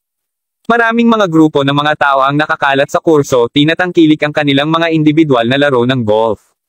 Ang aming taos puso na humihingi ng paumanhin, mabuting mga Ginoo, ngunit kailangan nating malinis sa lalong madaling panahon ang golf course.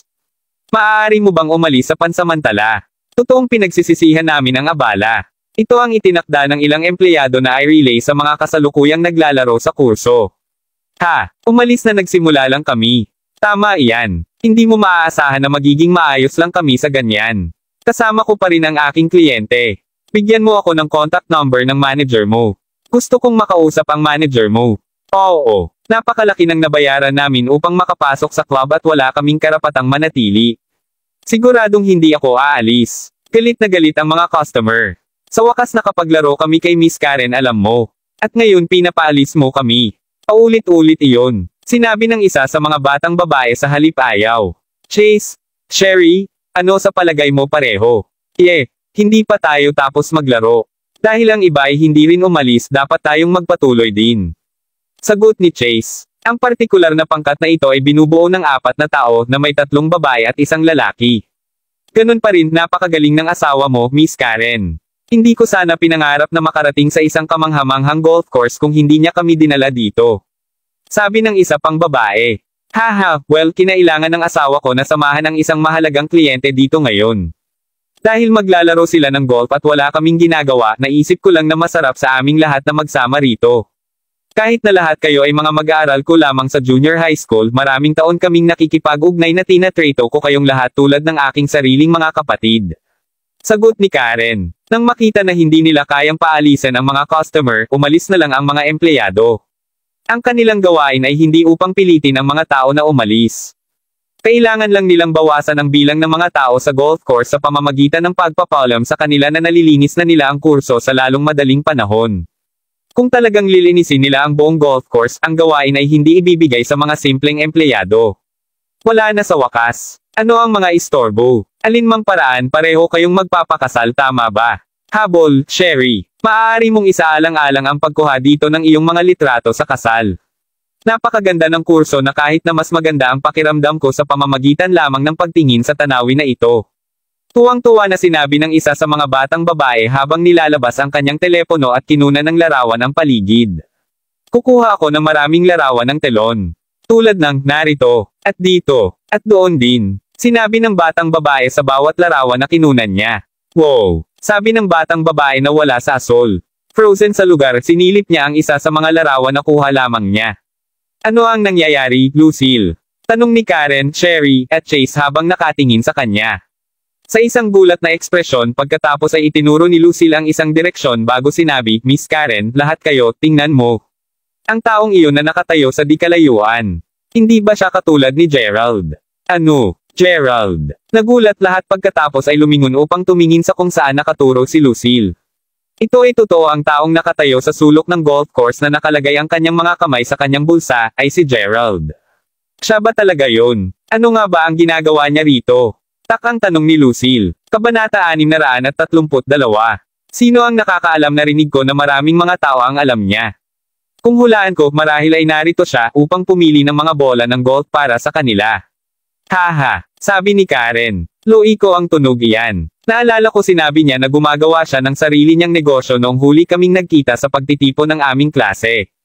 Nakakatawa. Kinutya ni Lucille. Noong si Gerald ay nasa junior high school pa lang, 3 sa mga tao sa grupo ang kanyang mga kaklase at ang pang-4 ay isa sa kanyang mga guro. Nakilala nila siya sa huling pagkakataon na bumalik si Gerald sa kanyang dating bahay upang ipagdiwang ang kanyang kaarawan. Ang araw na nagkita sila ay nagkataon din ang kaarawan ni Chase, at sa araw na nalaman ni Gerald na ang batang babae na nagustuhan niya noong high school, si Sherry, ay kasama na ni Chase. Maagang umalis si Gerald sa pagtitipon noon dahil walang maraming mga karaniwang paksang pinag-uusapan. Ano pa, nagmamadali si Gerald upang ipagdiwang din ang kanyang sariling kaarawan. Pagkaalis niya, plano ni Chase at ng iba pa na bisitahin ang Sunny Springs. Gayunpaman, pagkatapos ng kanilang hapunan at pagdating doon, nalaman nila na wala nang masyadong titingnan. Noon nang sinabi sa kanila ni Karen na maghintay para sa araw na kailangan ng kanyang asawa na samahan muli ang kanyang kliyente. May hahatid niya sila sa isang 5 bituin na golf course noon. Lahat ng iyon ay humantong sa kasalukuyang mga kaganapan. Kaya, Ms. Karen, sa palagay mo dapat ba natin siyang batiin? Tanong ni Lucille. Bakit hindi? Tumingin dyan mga lalaki. Pumipili talaga siya ng mga bola ng golf para sa iba. Sabi ni Karen habang nakaturo at tumatawa. Hoy ikaw, maaari mo bang dalhin sa amin ang bola ng golf na iyon? Pagbaba pa lang ni Gerald, may umikot na bola sa kanyang paa. Maliwanag na isang batang babae na nagsasanay ng kanyang golf club swings aksidenteng swang ito doon. Isang lalaki saka tinuro si Gerald. Malinaw na nais niyang dalhin sa kanya ni Gerald ang bola, kaya't pasimpleng sinunod ni Gerald ang kanyang mga utos. Ang impyerno. Anong uri ng manggagawa iyon? Sabi ng parehas na lalaki habang iginala ang kanyang mga mata kay Gerald. Nako, mahal. Huwag kang magagalit, tatakutin mo siya. Kailangan mong patuloy na magamit ang mga taong tulad niya. Kung hindi siya sapat na disiplina, magpapapayat siya araw-araw. Pasimpleng ngumiti ng mapait si Gerald nang marinig ang usapan nila. Ayaw niya talagang magsimula ng pagtatalo sa kanila. Habang siya ay babalik sa kanyang unang lugar upang masiyahan sa isang sandaling katahimikan, lumapit sa kanya si Lucille at ang iba pa. Haha, nagkataon lang, Gerald. Lahat sila ay nanunood ng mapag-alitan si Gerald matapos na kunin ang golf ball. Una nilang naisip na maayos ang ginagawa ni Gerald sa kanyang negosyo, ngunit nang makita nila ang eksenang iyon, lahat sila ay naging pantay na nasa sabik. Oh, kayo ba? Sabi ni Gerald, medyo nagulat. Hindi lang nandito ang mga ka-high school niya pati na rin si Sherry, ang babaeng gusto niya noon. Ano, natatakot ka ba na nakita namin ang iyong ginagawa?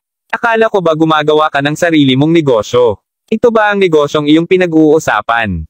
Pagkuha ng mga bola ng golf para sa mga tao. Sabi ni Karen habang patuloy sa pangungutya sa kanya. Si Sherry naman simpleng tumingin sa kanya at umiling. Ang mga taong walang hinaharap ay tiyak na hindi magbabago ng malaki. Ah, Karen, narito kayong lahat. Hinahanap ko kayong lahat. Sabi ng isang binata na nakasuot ng suit habang naglalakad papunta sa grupo. Ano ito, hobby? Sa gayon kulang kami sa isang tagapili ng bola sa gilid namin. Maaari mo ba akong tulungan na kumuha ng isa sa front desk? Sagot ng lalaki. Haha, may isa dito ngayon. Ang taong ito dito ay naging estudyante ko at ngayon ay kumukuha siya ng mga bola ng golf para mabuhay. Dalhin mo lang siya. Sige na, sumama ka sa akin. Sabi ng lalaki habang tumango papunta kay Gerald. Umiling lang si Gerald bago sabihin paumanhin, wala akong oras. Wala siyang email. Kabanata 633. Matapos ang pagtatapos ng kanyang pangungusap, simpleng tumabi si Gerald na may mapait na ngiti sa labi. Habang naglalaro ang maraming hindi pagkakaunawaan, hindi niya naramdaman ang pangangailangan na ipaliwanag sa kanila ang lahat. Ano ang problema niya? Tanong ng asawa ni Karen, malinaw na naguluhan.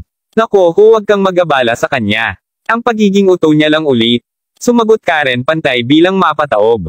Bigla na lang may sumigaw, mainit dam. Iyon ay maraming mga helikopter. Ha, saan? Banal. Mayroong hindi bababa sa 36 sa kanila roon at lahat sila ay bumubuo.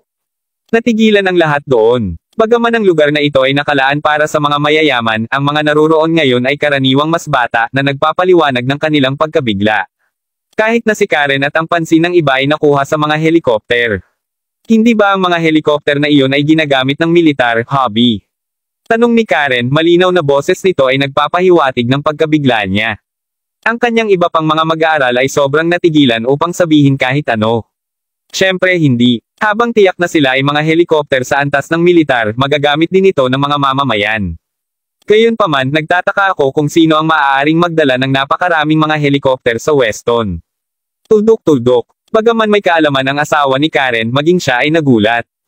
Nais kong malaman kung kanino ang mga helikopter para sa ang uri ng pagbuo na ginagawa nila ay maaaring mail-alon para sa pinakamayaman sa mayaman. Sabi ni Lucille habang tumatalon pataas at pababa. Kinuha pa niya ang kanyang telepono upang kunan ng larawan ng mga ito. Isang kapanapanabik na araw. Mahal, tingnan mo. Malapit na mapunta ang mga helikopter sa golf course. Sabi ng ginang na maling pagkakamali sa swing niya kanina. Hindi nakakagulat na sinabi sa amin ng mga manggagawa na umalis muna. May isang makapangyarihang dapat nandito ngayon. Natutuwa akong hindi kami umalis. Kailangan kong makilala ang taong ito. Sagot ng asawa, gulat na gulat. Kahit na sila ay talagang mayaman, hindi sila ganoong kayaman. Paano magkakaroon ng isang tao ng ganoong karaming pera? Magandang araw, Ginoo. Maaaring may ideya ka tungkol sa kung sino ang narito ngayon. Tanong ng asawa ni Karen habang papalapit sa mag-asawa.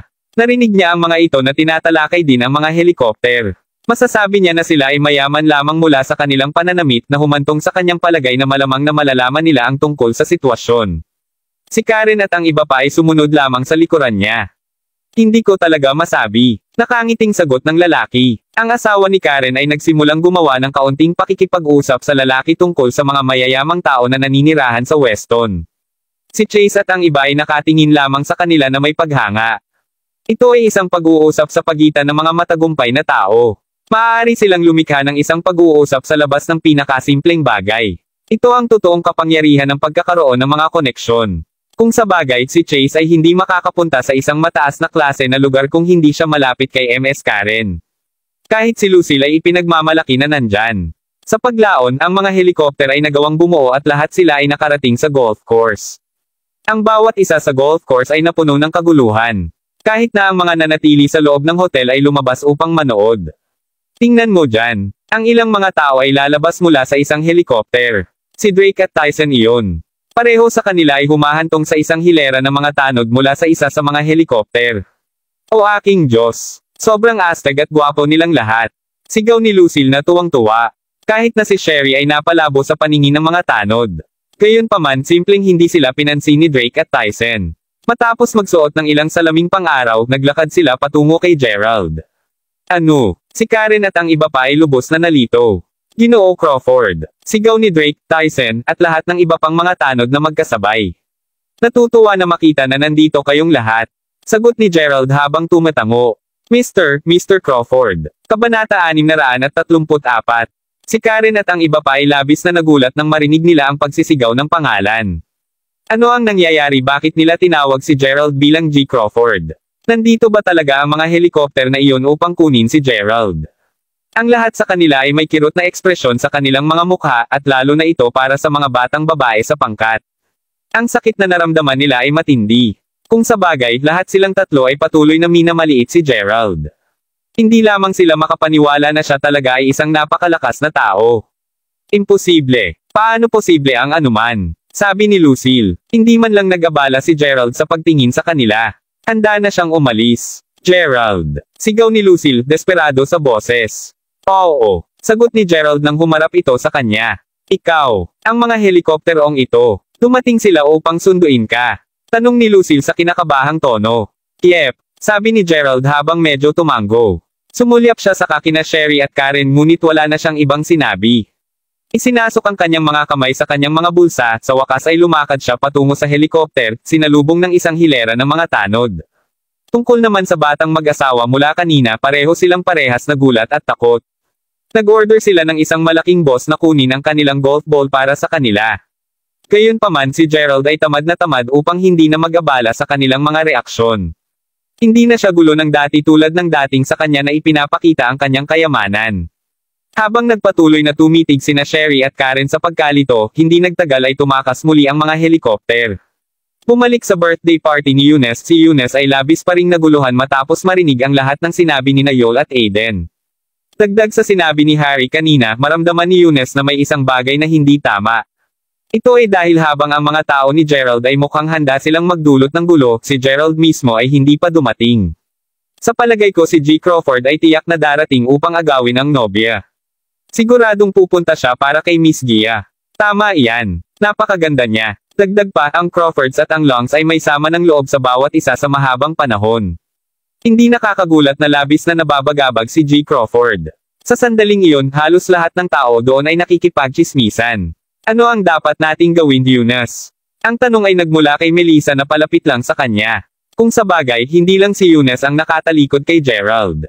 Ginawa din ito ni Melissa. Lalo siyang nag-aalala matapos makita kung ano ang nangyari kanina. Pinagtrato siya ng mabuti ni Gerald. Nagpunta pa siya sa kaganapan na inayos niya upang may save lamang ang kanyang mukha.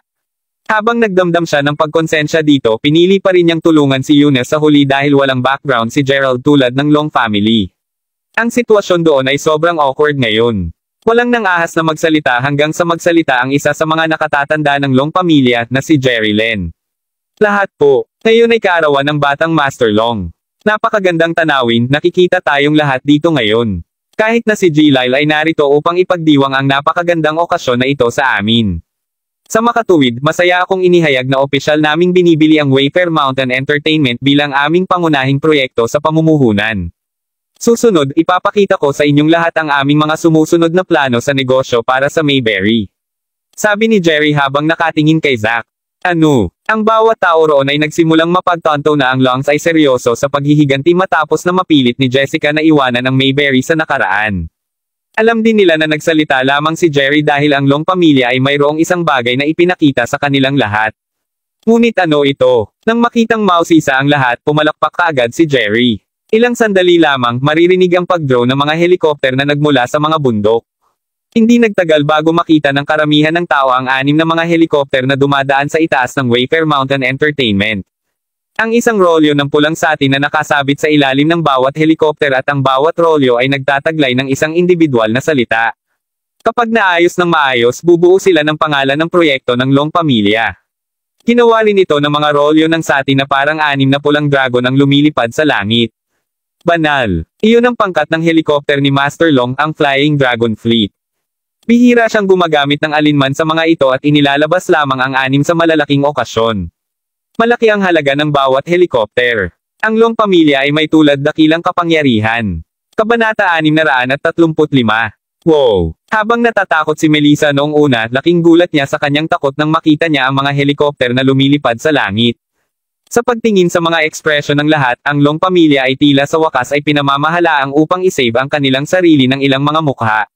Ngumiti ito ng masaya kay Jerry. Gayunpaman, labis na ikinalulungkot ng lahat bago maipakita ng maayos ng mga helikopter ang mga salita sa mga pulang satin roll, lahat ay agad na lumapag sa halip. Ha! Anong nangyayari? Tanong ng isang tao, gulat na gulat. Ang impyerno. Mabilis. Tingnan mo kung ano ang mali. Sigaw ng ibang tao mula sa gilid. Nasa oras na iyon nang makita ang isang nakakagulat na paningin mula sa malayo. Ang isang maliit na piraso ng itim na tila na buo sa kalangitan, at ito ay dahan-daang lumalaki habang ito ay mabilis na lumapit sa Wayfair Mountain Entertainment.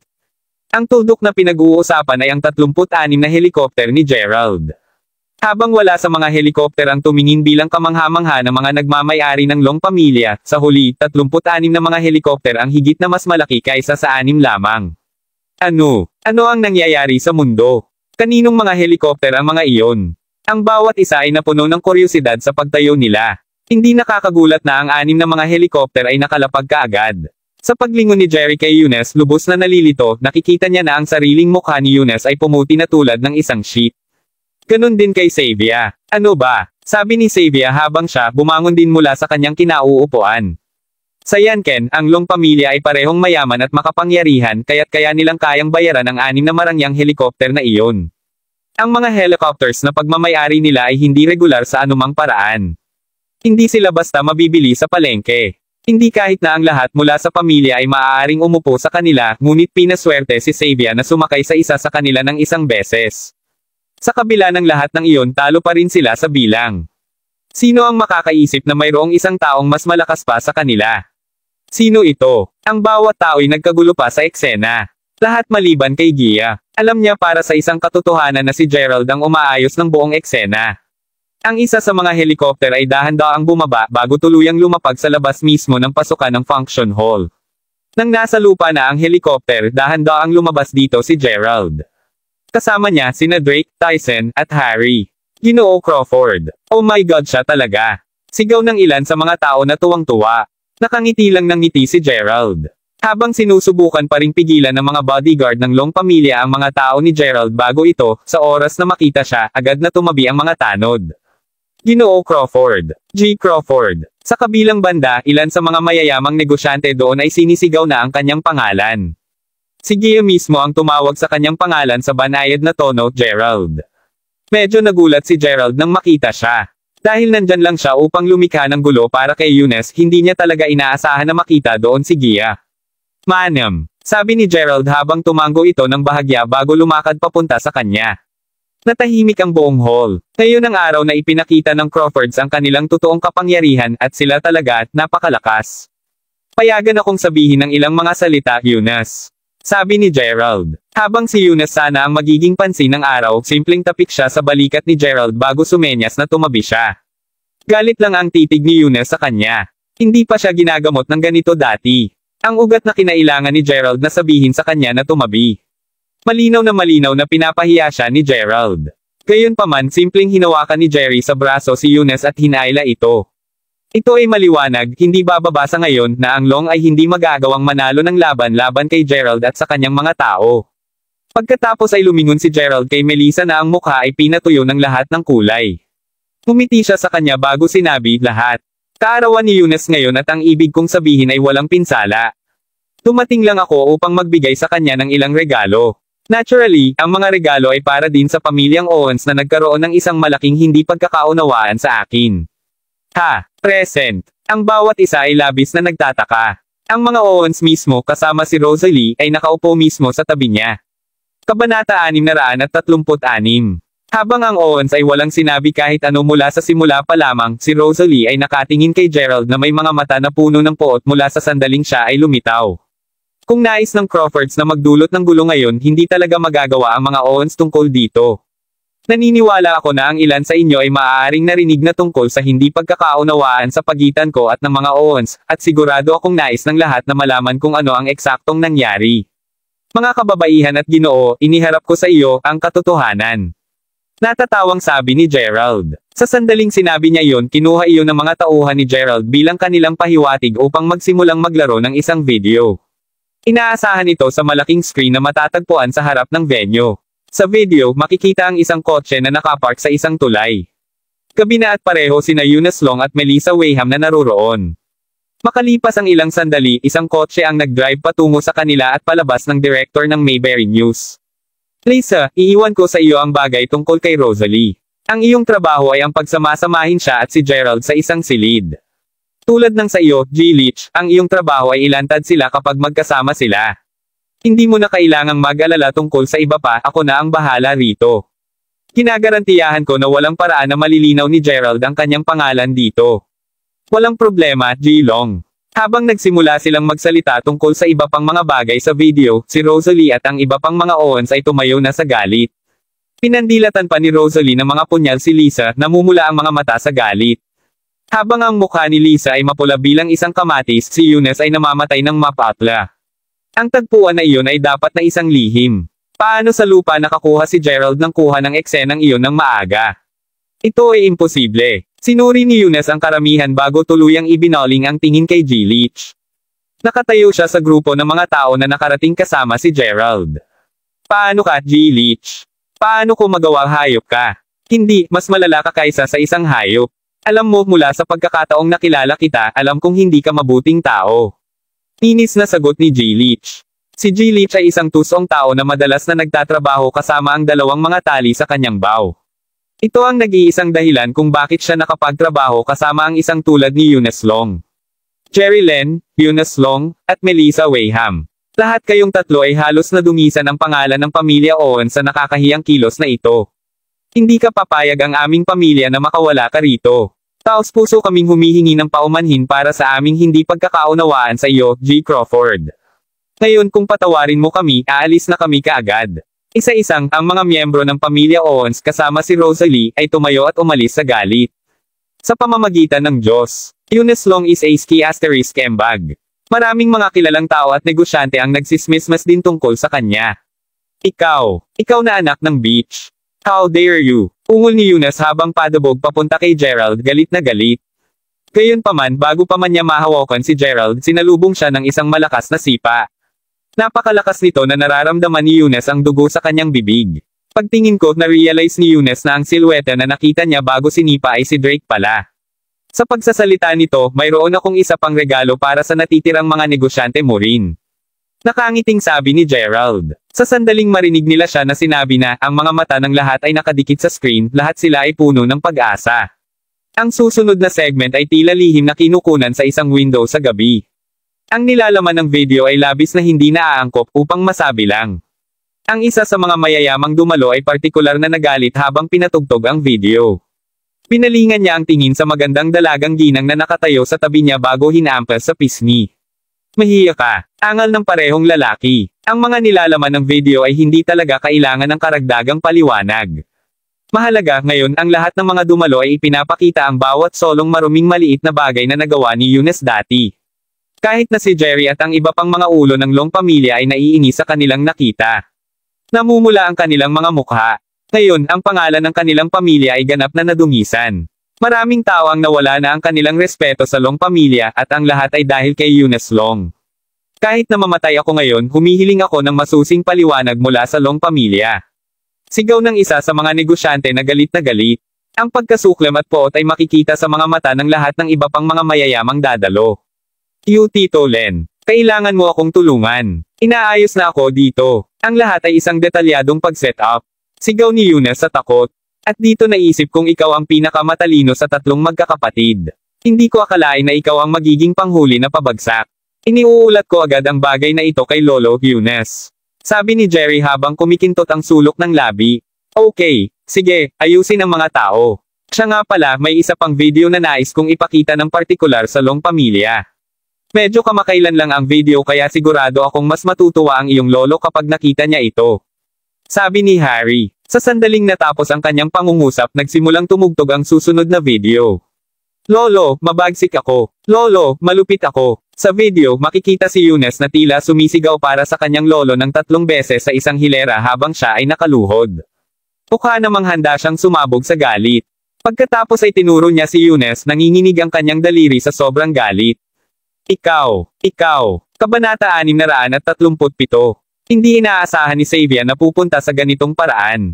Nais lamang niyang gamitin ang oportunidad na ito upang mapalawak ang kanyang social circle sa mga dadalo. Kung hindi dumalo si Gerald sa kaganapan, magiging maayos ang plano niya. Walang sino mang maaaring asahan na ang kaganapan ay magtatapos sa isang baluktot na sitwasyon. Manalo ka. Ikaw ay isang kahihiyan sa Long family, Eunice Long. Hindi ako makapaniwala na gagawin mo ang ganoong bagay. Naiinis na sabi ni Xavier habang dinuraan siya nito. Ang kanyang tugon ay isang agarang sampal sa mukha mula kay Eunice. Ang mga mata ni Eunice ay namula sa dugo habang si Xavier, na nasobrahan ng lakas ng sampal, ay nahulog sa ibabaw ng isa sa mga mesa. Ikaw fucking bitch. Panatilihing nakasara ang iyong bibig. Ang ginagawa mo lang ay mag-ramble on and on. May sakit ako sa lahat ng yan. Sino sa palagay mo ay para mo rin akong i-lecture ng ganyan? Minsan ko lang ito sinasabi. Ikaw ang aking hipag dahil lamang sa kinilala kita bilang bahagi ng aming pamilya. Kung hindi kita pinasok, magiging ligaw ka na lang din at sinusubukan mong makarating. Ikaw ang naglakas loob na patulan ako. Sabi ni Xavier habang nakahawak sa pisngi niyang pisngi na hindi makapaniwala. Ang sulok ng labi ni Xavier ay nagsimula na ring dumyugo. Hindi na rin nag-abala si Jerry na sabihin kahit ano pagkatapos nitong masaksihan ito. Ang Long pamilya ay napakalaking. Ang pagiging isang pamilya na may 3 apo na magiging tagapagmana sa hinaharap, ang pamamahagi ng kayamanan at kapangyarihan ay medyo komplikado. Habang si Jerry mismo ay hindi isa sa 3 batang tagapagmana ng Long pamilya, ipinadala nila siya sa oras na ito upang pangasiwaan ang mga bagay. Matapos makita kung paano kumilos si Eunice, galit na galit sa kanya si Jerry sa pagdungis sa pangalan ng Long pamilya. Pagkatapos ay muli kung si Eunice ay mawala ng pabor sa iba pang mga miyembro ng pamilya, maaari pa ring magkaroon ng pag-asa para kay Jerry. Dahil wala namang kaugnayan si Jerry kay Xavier, wala talaga siyang pakialam sa kanya. Sa oras na iyon, ang video mula dati ay nagpe-play pa rin sa screen. Si Gerald mismo ang nanunood ng paglalahad ng sitwasyon sa harap ng kanyang mga mata sa isang walang malasakit na pamamaraan. Wala na sila ni Xavier sa isang relasyon. Huminto na rin siya sa sisihin ng sarili niya sa naging dahilan ng kanilang paghihiwalay. Hindi na talaga kailangan na makonsensya siya sa isang babaeng kagaya niya. Inaasahan lang ni Gerald na hindi na siya muling aapak sa mundo niya. Mas makabubuti sa kanila na humayo sa kanilang magkakahiwalay na paraan. Ano ang isang komplikadong sitwasyon?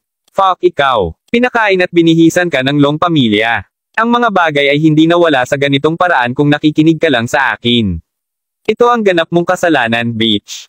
Sigaw ni Eunice habang sinampal ulit siya nito. Walang humakbang upang tulungan siya, maging ang kanyang nakababatang kapatid na nakatayo sa tabi niya.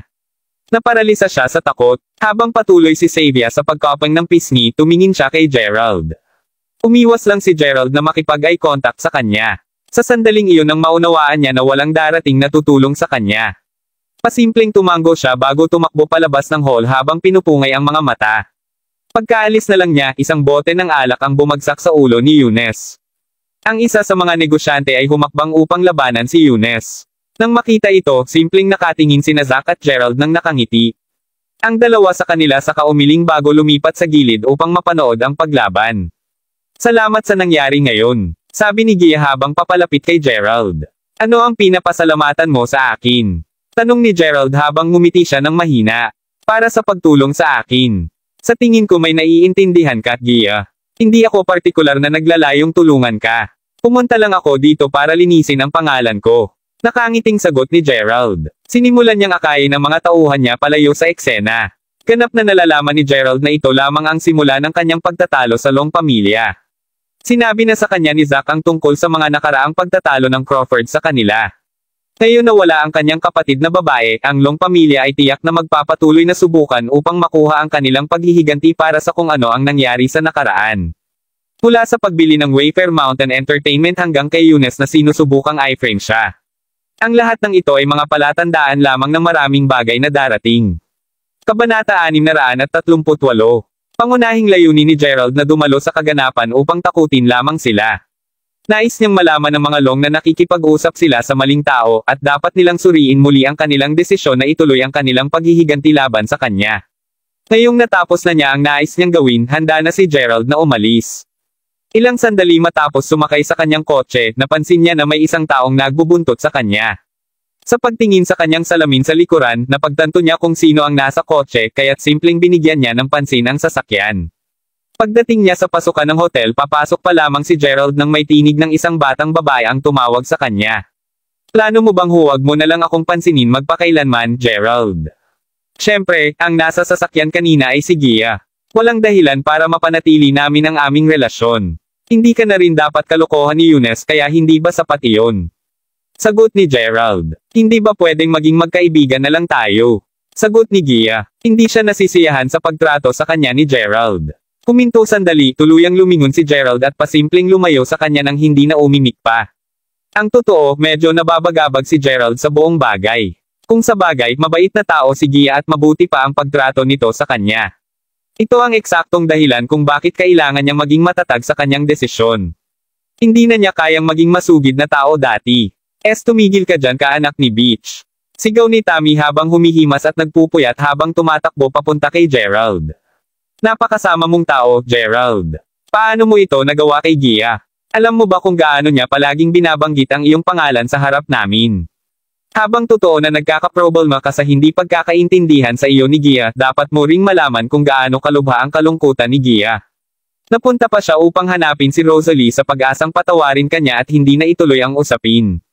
Kahit na ang Owens ay hindi nangako sa kanya na patawarin kanila, hindi pa rin nangangahulugang maaari mo siyang tretuhin ng ganito.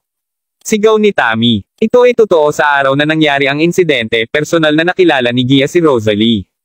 Sa kabila ng kanyang pagsisikap, ang Owens ay nag-atubili na bitawan ang bagay na mas madali. Bukod doon, may mga bulong-bulungan sa Mayberry na girlfriend mo si Gia.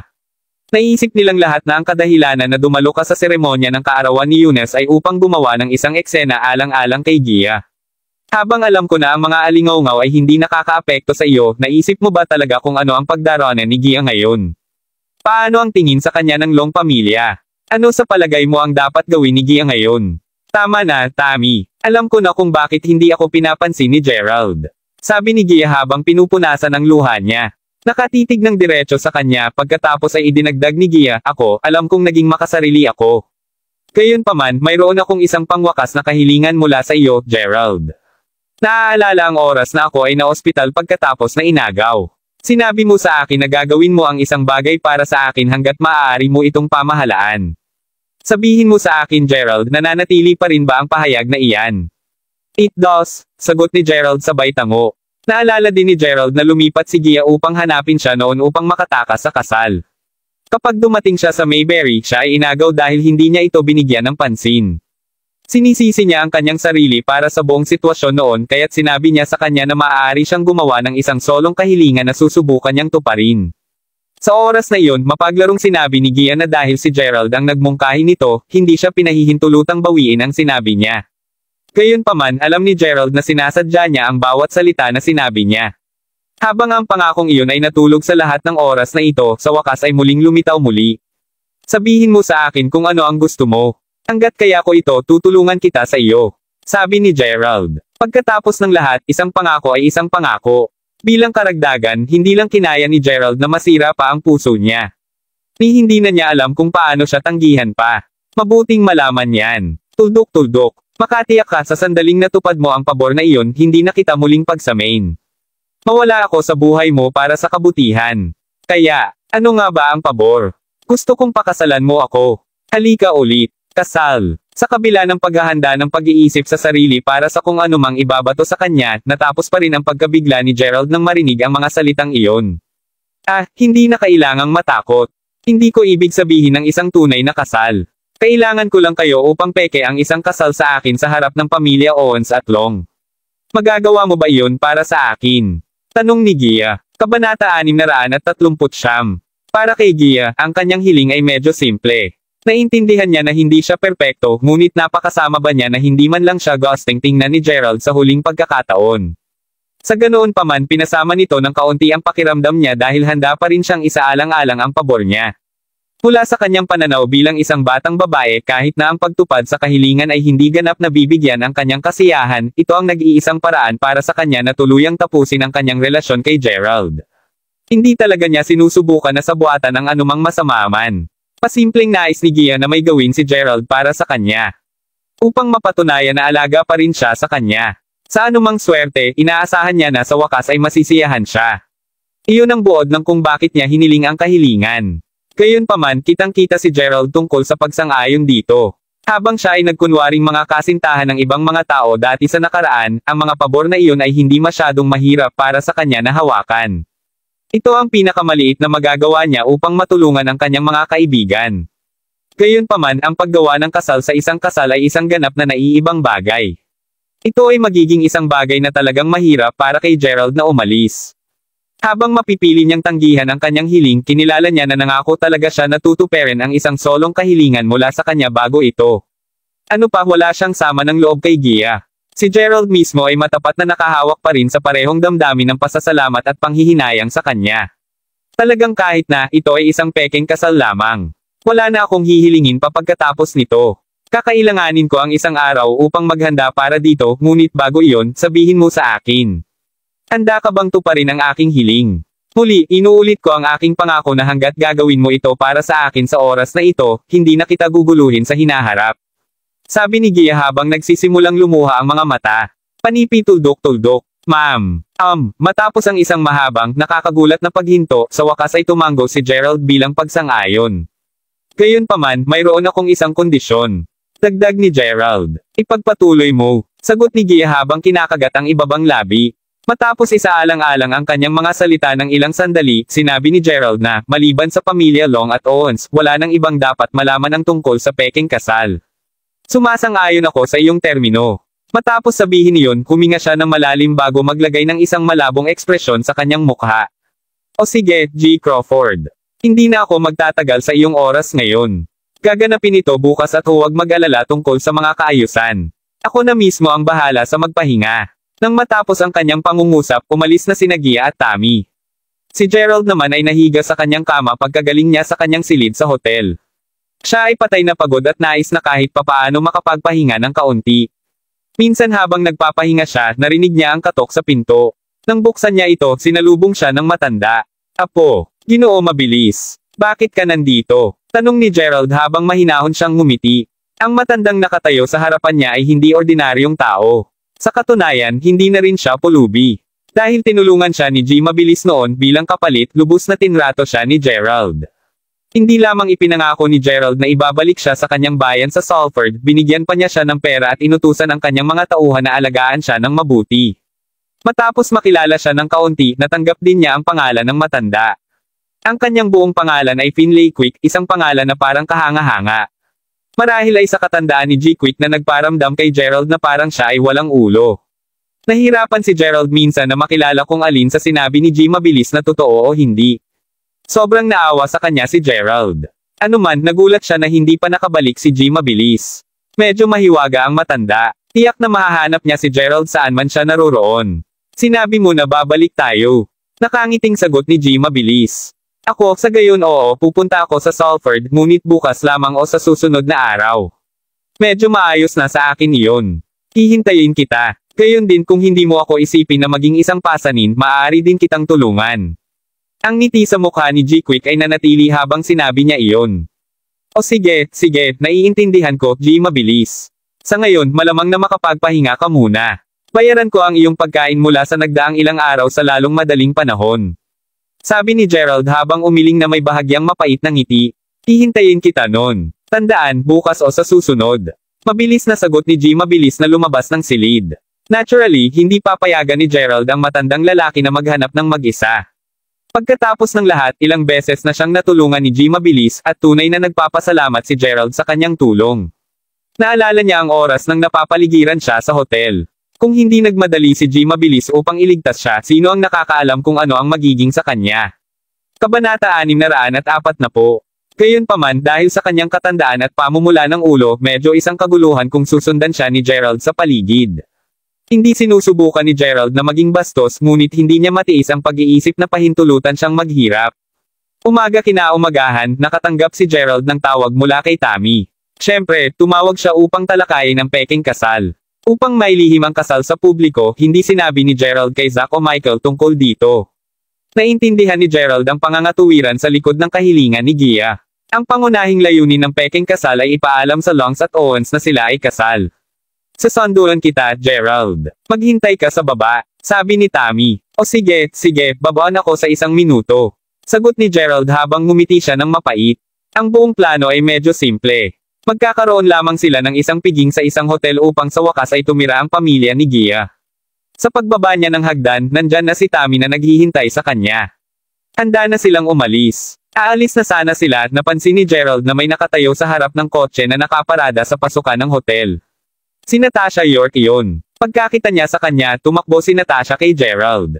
Gerald, lumapit ako upang hanapin ka ngunit hindi ako pinayagan ng mga tanod na pumasok. Manalo, sabi ni Natasha. Alam na alam ng mga bodyguard ni Gerald na si Natasha ay kapatid ni Xavier. Hindi alintana ang anumang kadahilanan na binigay niya sa kanila, patuloy silang ipinag-gate sa kanya na pumasok. Ni hindi nila ininda ang pagpapaulam kay Gerald tungkol sa kanyang pagdating. Ano ito? Mabilis. Kailangan mong iligtas ang aking kapatid. Kukuha siya ng cyanide sa pagtatangkang magpakamatay. Nag-away kami kagabi ngunit nabigo pa rin ako sa paghimok sa kanya. Ikaw lang ang taong makakapigil sa kanya. Sabi ni Natasha, balisa ang boses nito. Kung gayon hayaan mo siyang gawin ito. Sa palagay mo ba mapipigilan ko siya? Sagot ni Gerald habang ngumiti siya ng mapait. Paano ka magiging walang puso? Tuldok tandang pananong. Mayroon ka bang ideya kung bakit malayo ang kinukuha ng aking kapatid? Gusto niyang seryosohin mo siya. Ano pa hindi mo nakita kung paano siya binugbog ni Eunice sa piging kahapon? Gusto ni Eunice na akitin ka ng aking kapatid upang magawa kanya ng masama. Ngunit tumanggi ang aking kapatid na gawin ito. Tumingin sa iyo ngayon. Mabuti at maayos ka lahat habang ang aking kapatid na babae ay nasa malubhang problema. Tatalikod ka pa ba sa kanya ngayon? Tulad ng sinabi ko, wala siyang kinalaman sa akin. Kung nais mo, ipasa ang mensahe na ito mula sa akin sa kanya. Kung gusto niya ng gulo, ayos lang sa akin. Gayunpaman, huwag nang magpalakas ng gulo sa aking vilya. Inisya ni Gerald habang papalayo. Ikaw ay tard. Halimaw ka, Gerald. Papunta ka na upang magpakasal sa isang tao kung kailan magpapakamatay ang aking kapatid. Tili ni Natasha sa kanya. Ha, sino ang nagsabi sa iyo na magpapakasal ako? Itigil ang pagpapanggap. Alam na ng Long pamilya ang tungkol dito. Hindi ako makapaniwalang nakahiga ka sa mukha ko. Bellowed Natasha. Wala akong pakialam kung alam mo, sa totoo lang, tigilan mo na ang pag-aaksaya ng oras ko. Napahiya talaga si Xavier kahapon matapos siyang bugbugin ni Eunice sa harap ng karamihan. Dati, maaaring nakaramdam pa si Gerald ng awa at paumanhin para sa kanya. Pero hindi na ngayon. Lumabas siya ng hotel kasama si Tammy habang tinatadyakan ng paa ni Natasha ang galit bago tuluyang umalis. Makalipas ang ilang sandali sa Mountaintop Villa, isang kasambahay ang nagpapaulam sa Madam, dumating na ang iyong kapatid. Ha, sumama ba si Gerald sa kanya? Tanong ni Xavier. Ang kapatid mo lang, Madam. Wala si Gerald. Imposible. Galit na sigaw ni Xavier habang itinatabi ang dalaga at naglalakad sa pintuan upang makita ang sarili. Totoo sa salita ng kasambahay, si Natasha lang ang makikita na umaakyat sa hagdan. Wala naman palang sign ni Gerald. Iyon anak ng beach. Kailan siya naging walang puso? Sinabi ni Xavier, ang kanyang mukha ay puno ng pagkabalisa. Maraming salamat mga kamaster sa walang sawang pagsusubaybay. Isang like, share, and subscribe naman dyan mga kamaster. Abangan ang susunod pang mga kabanata.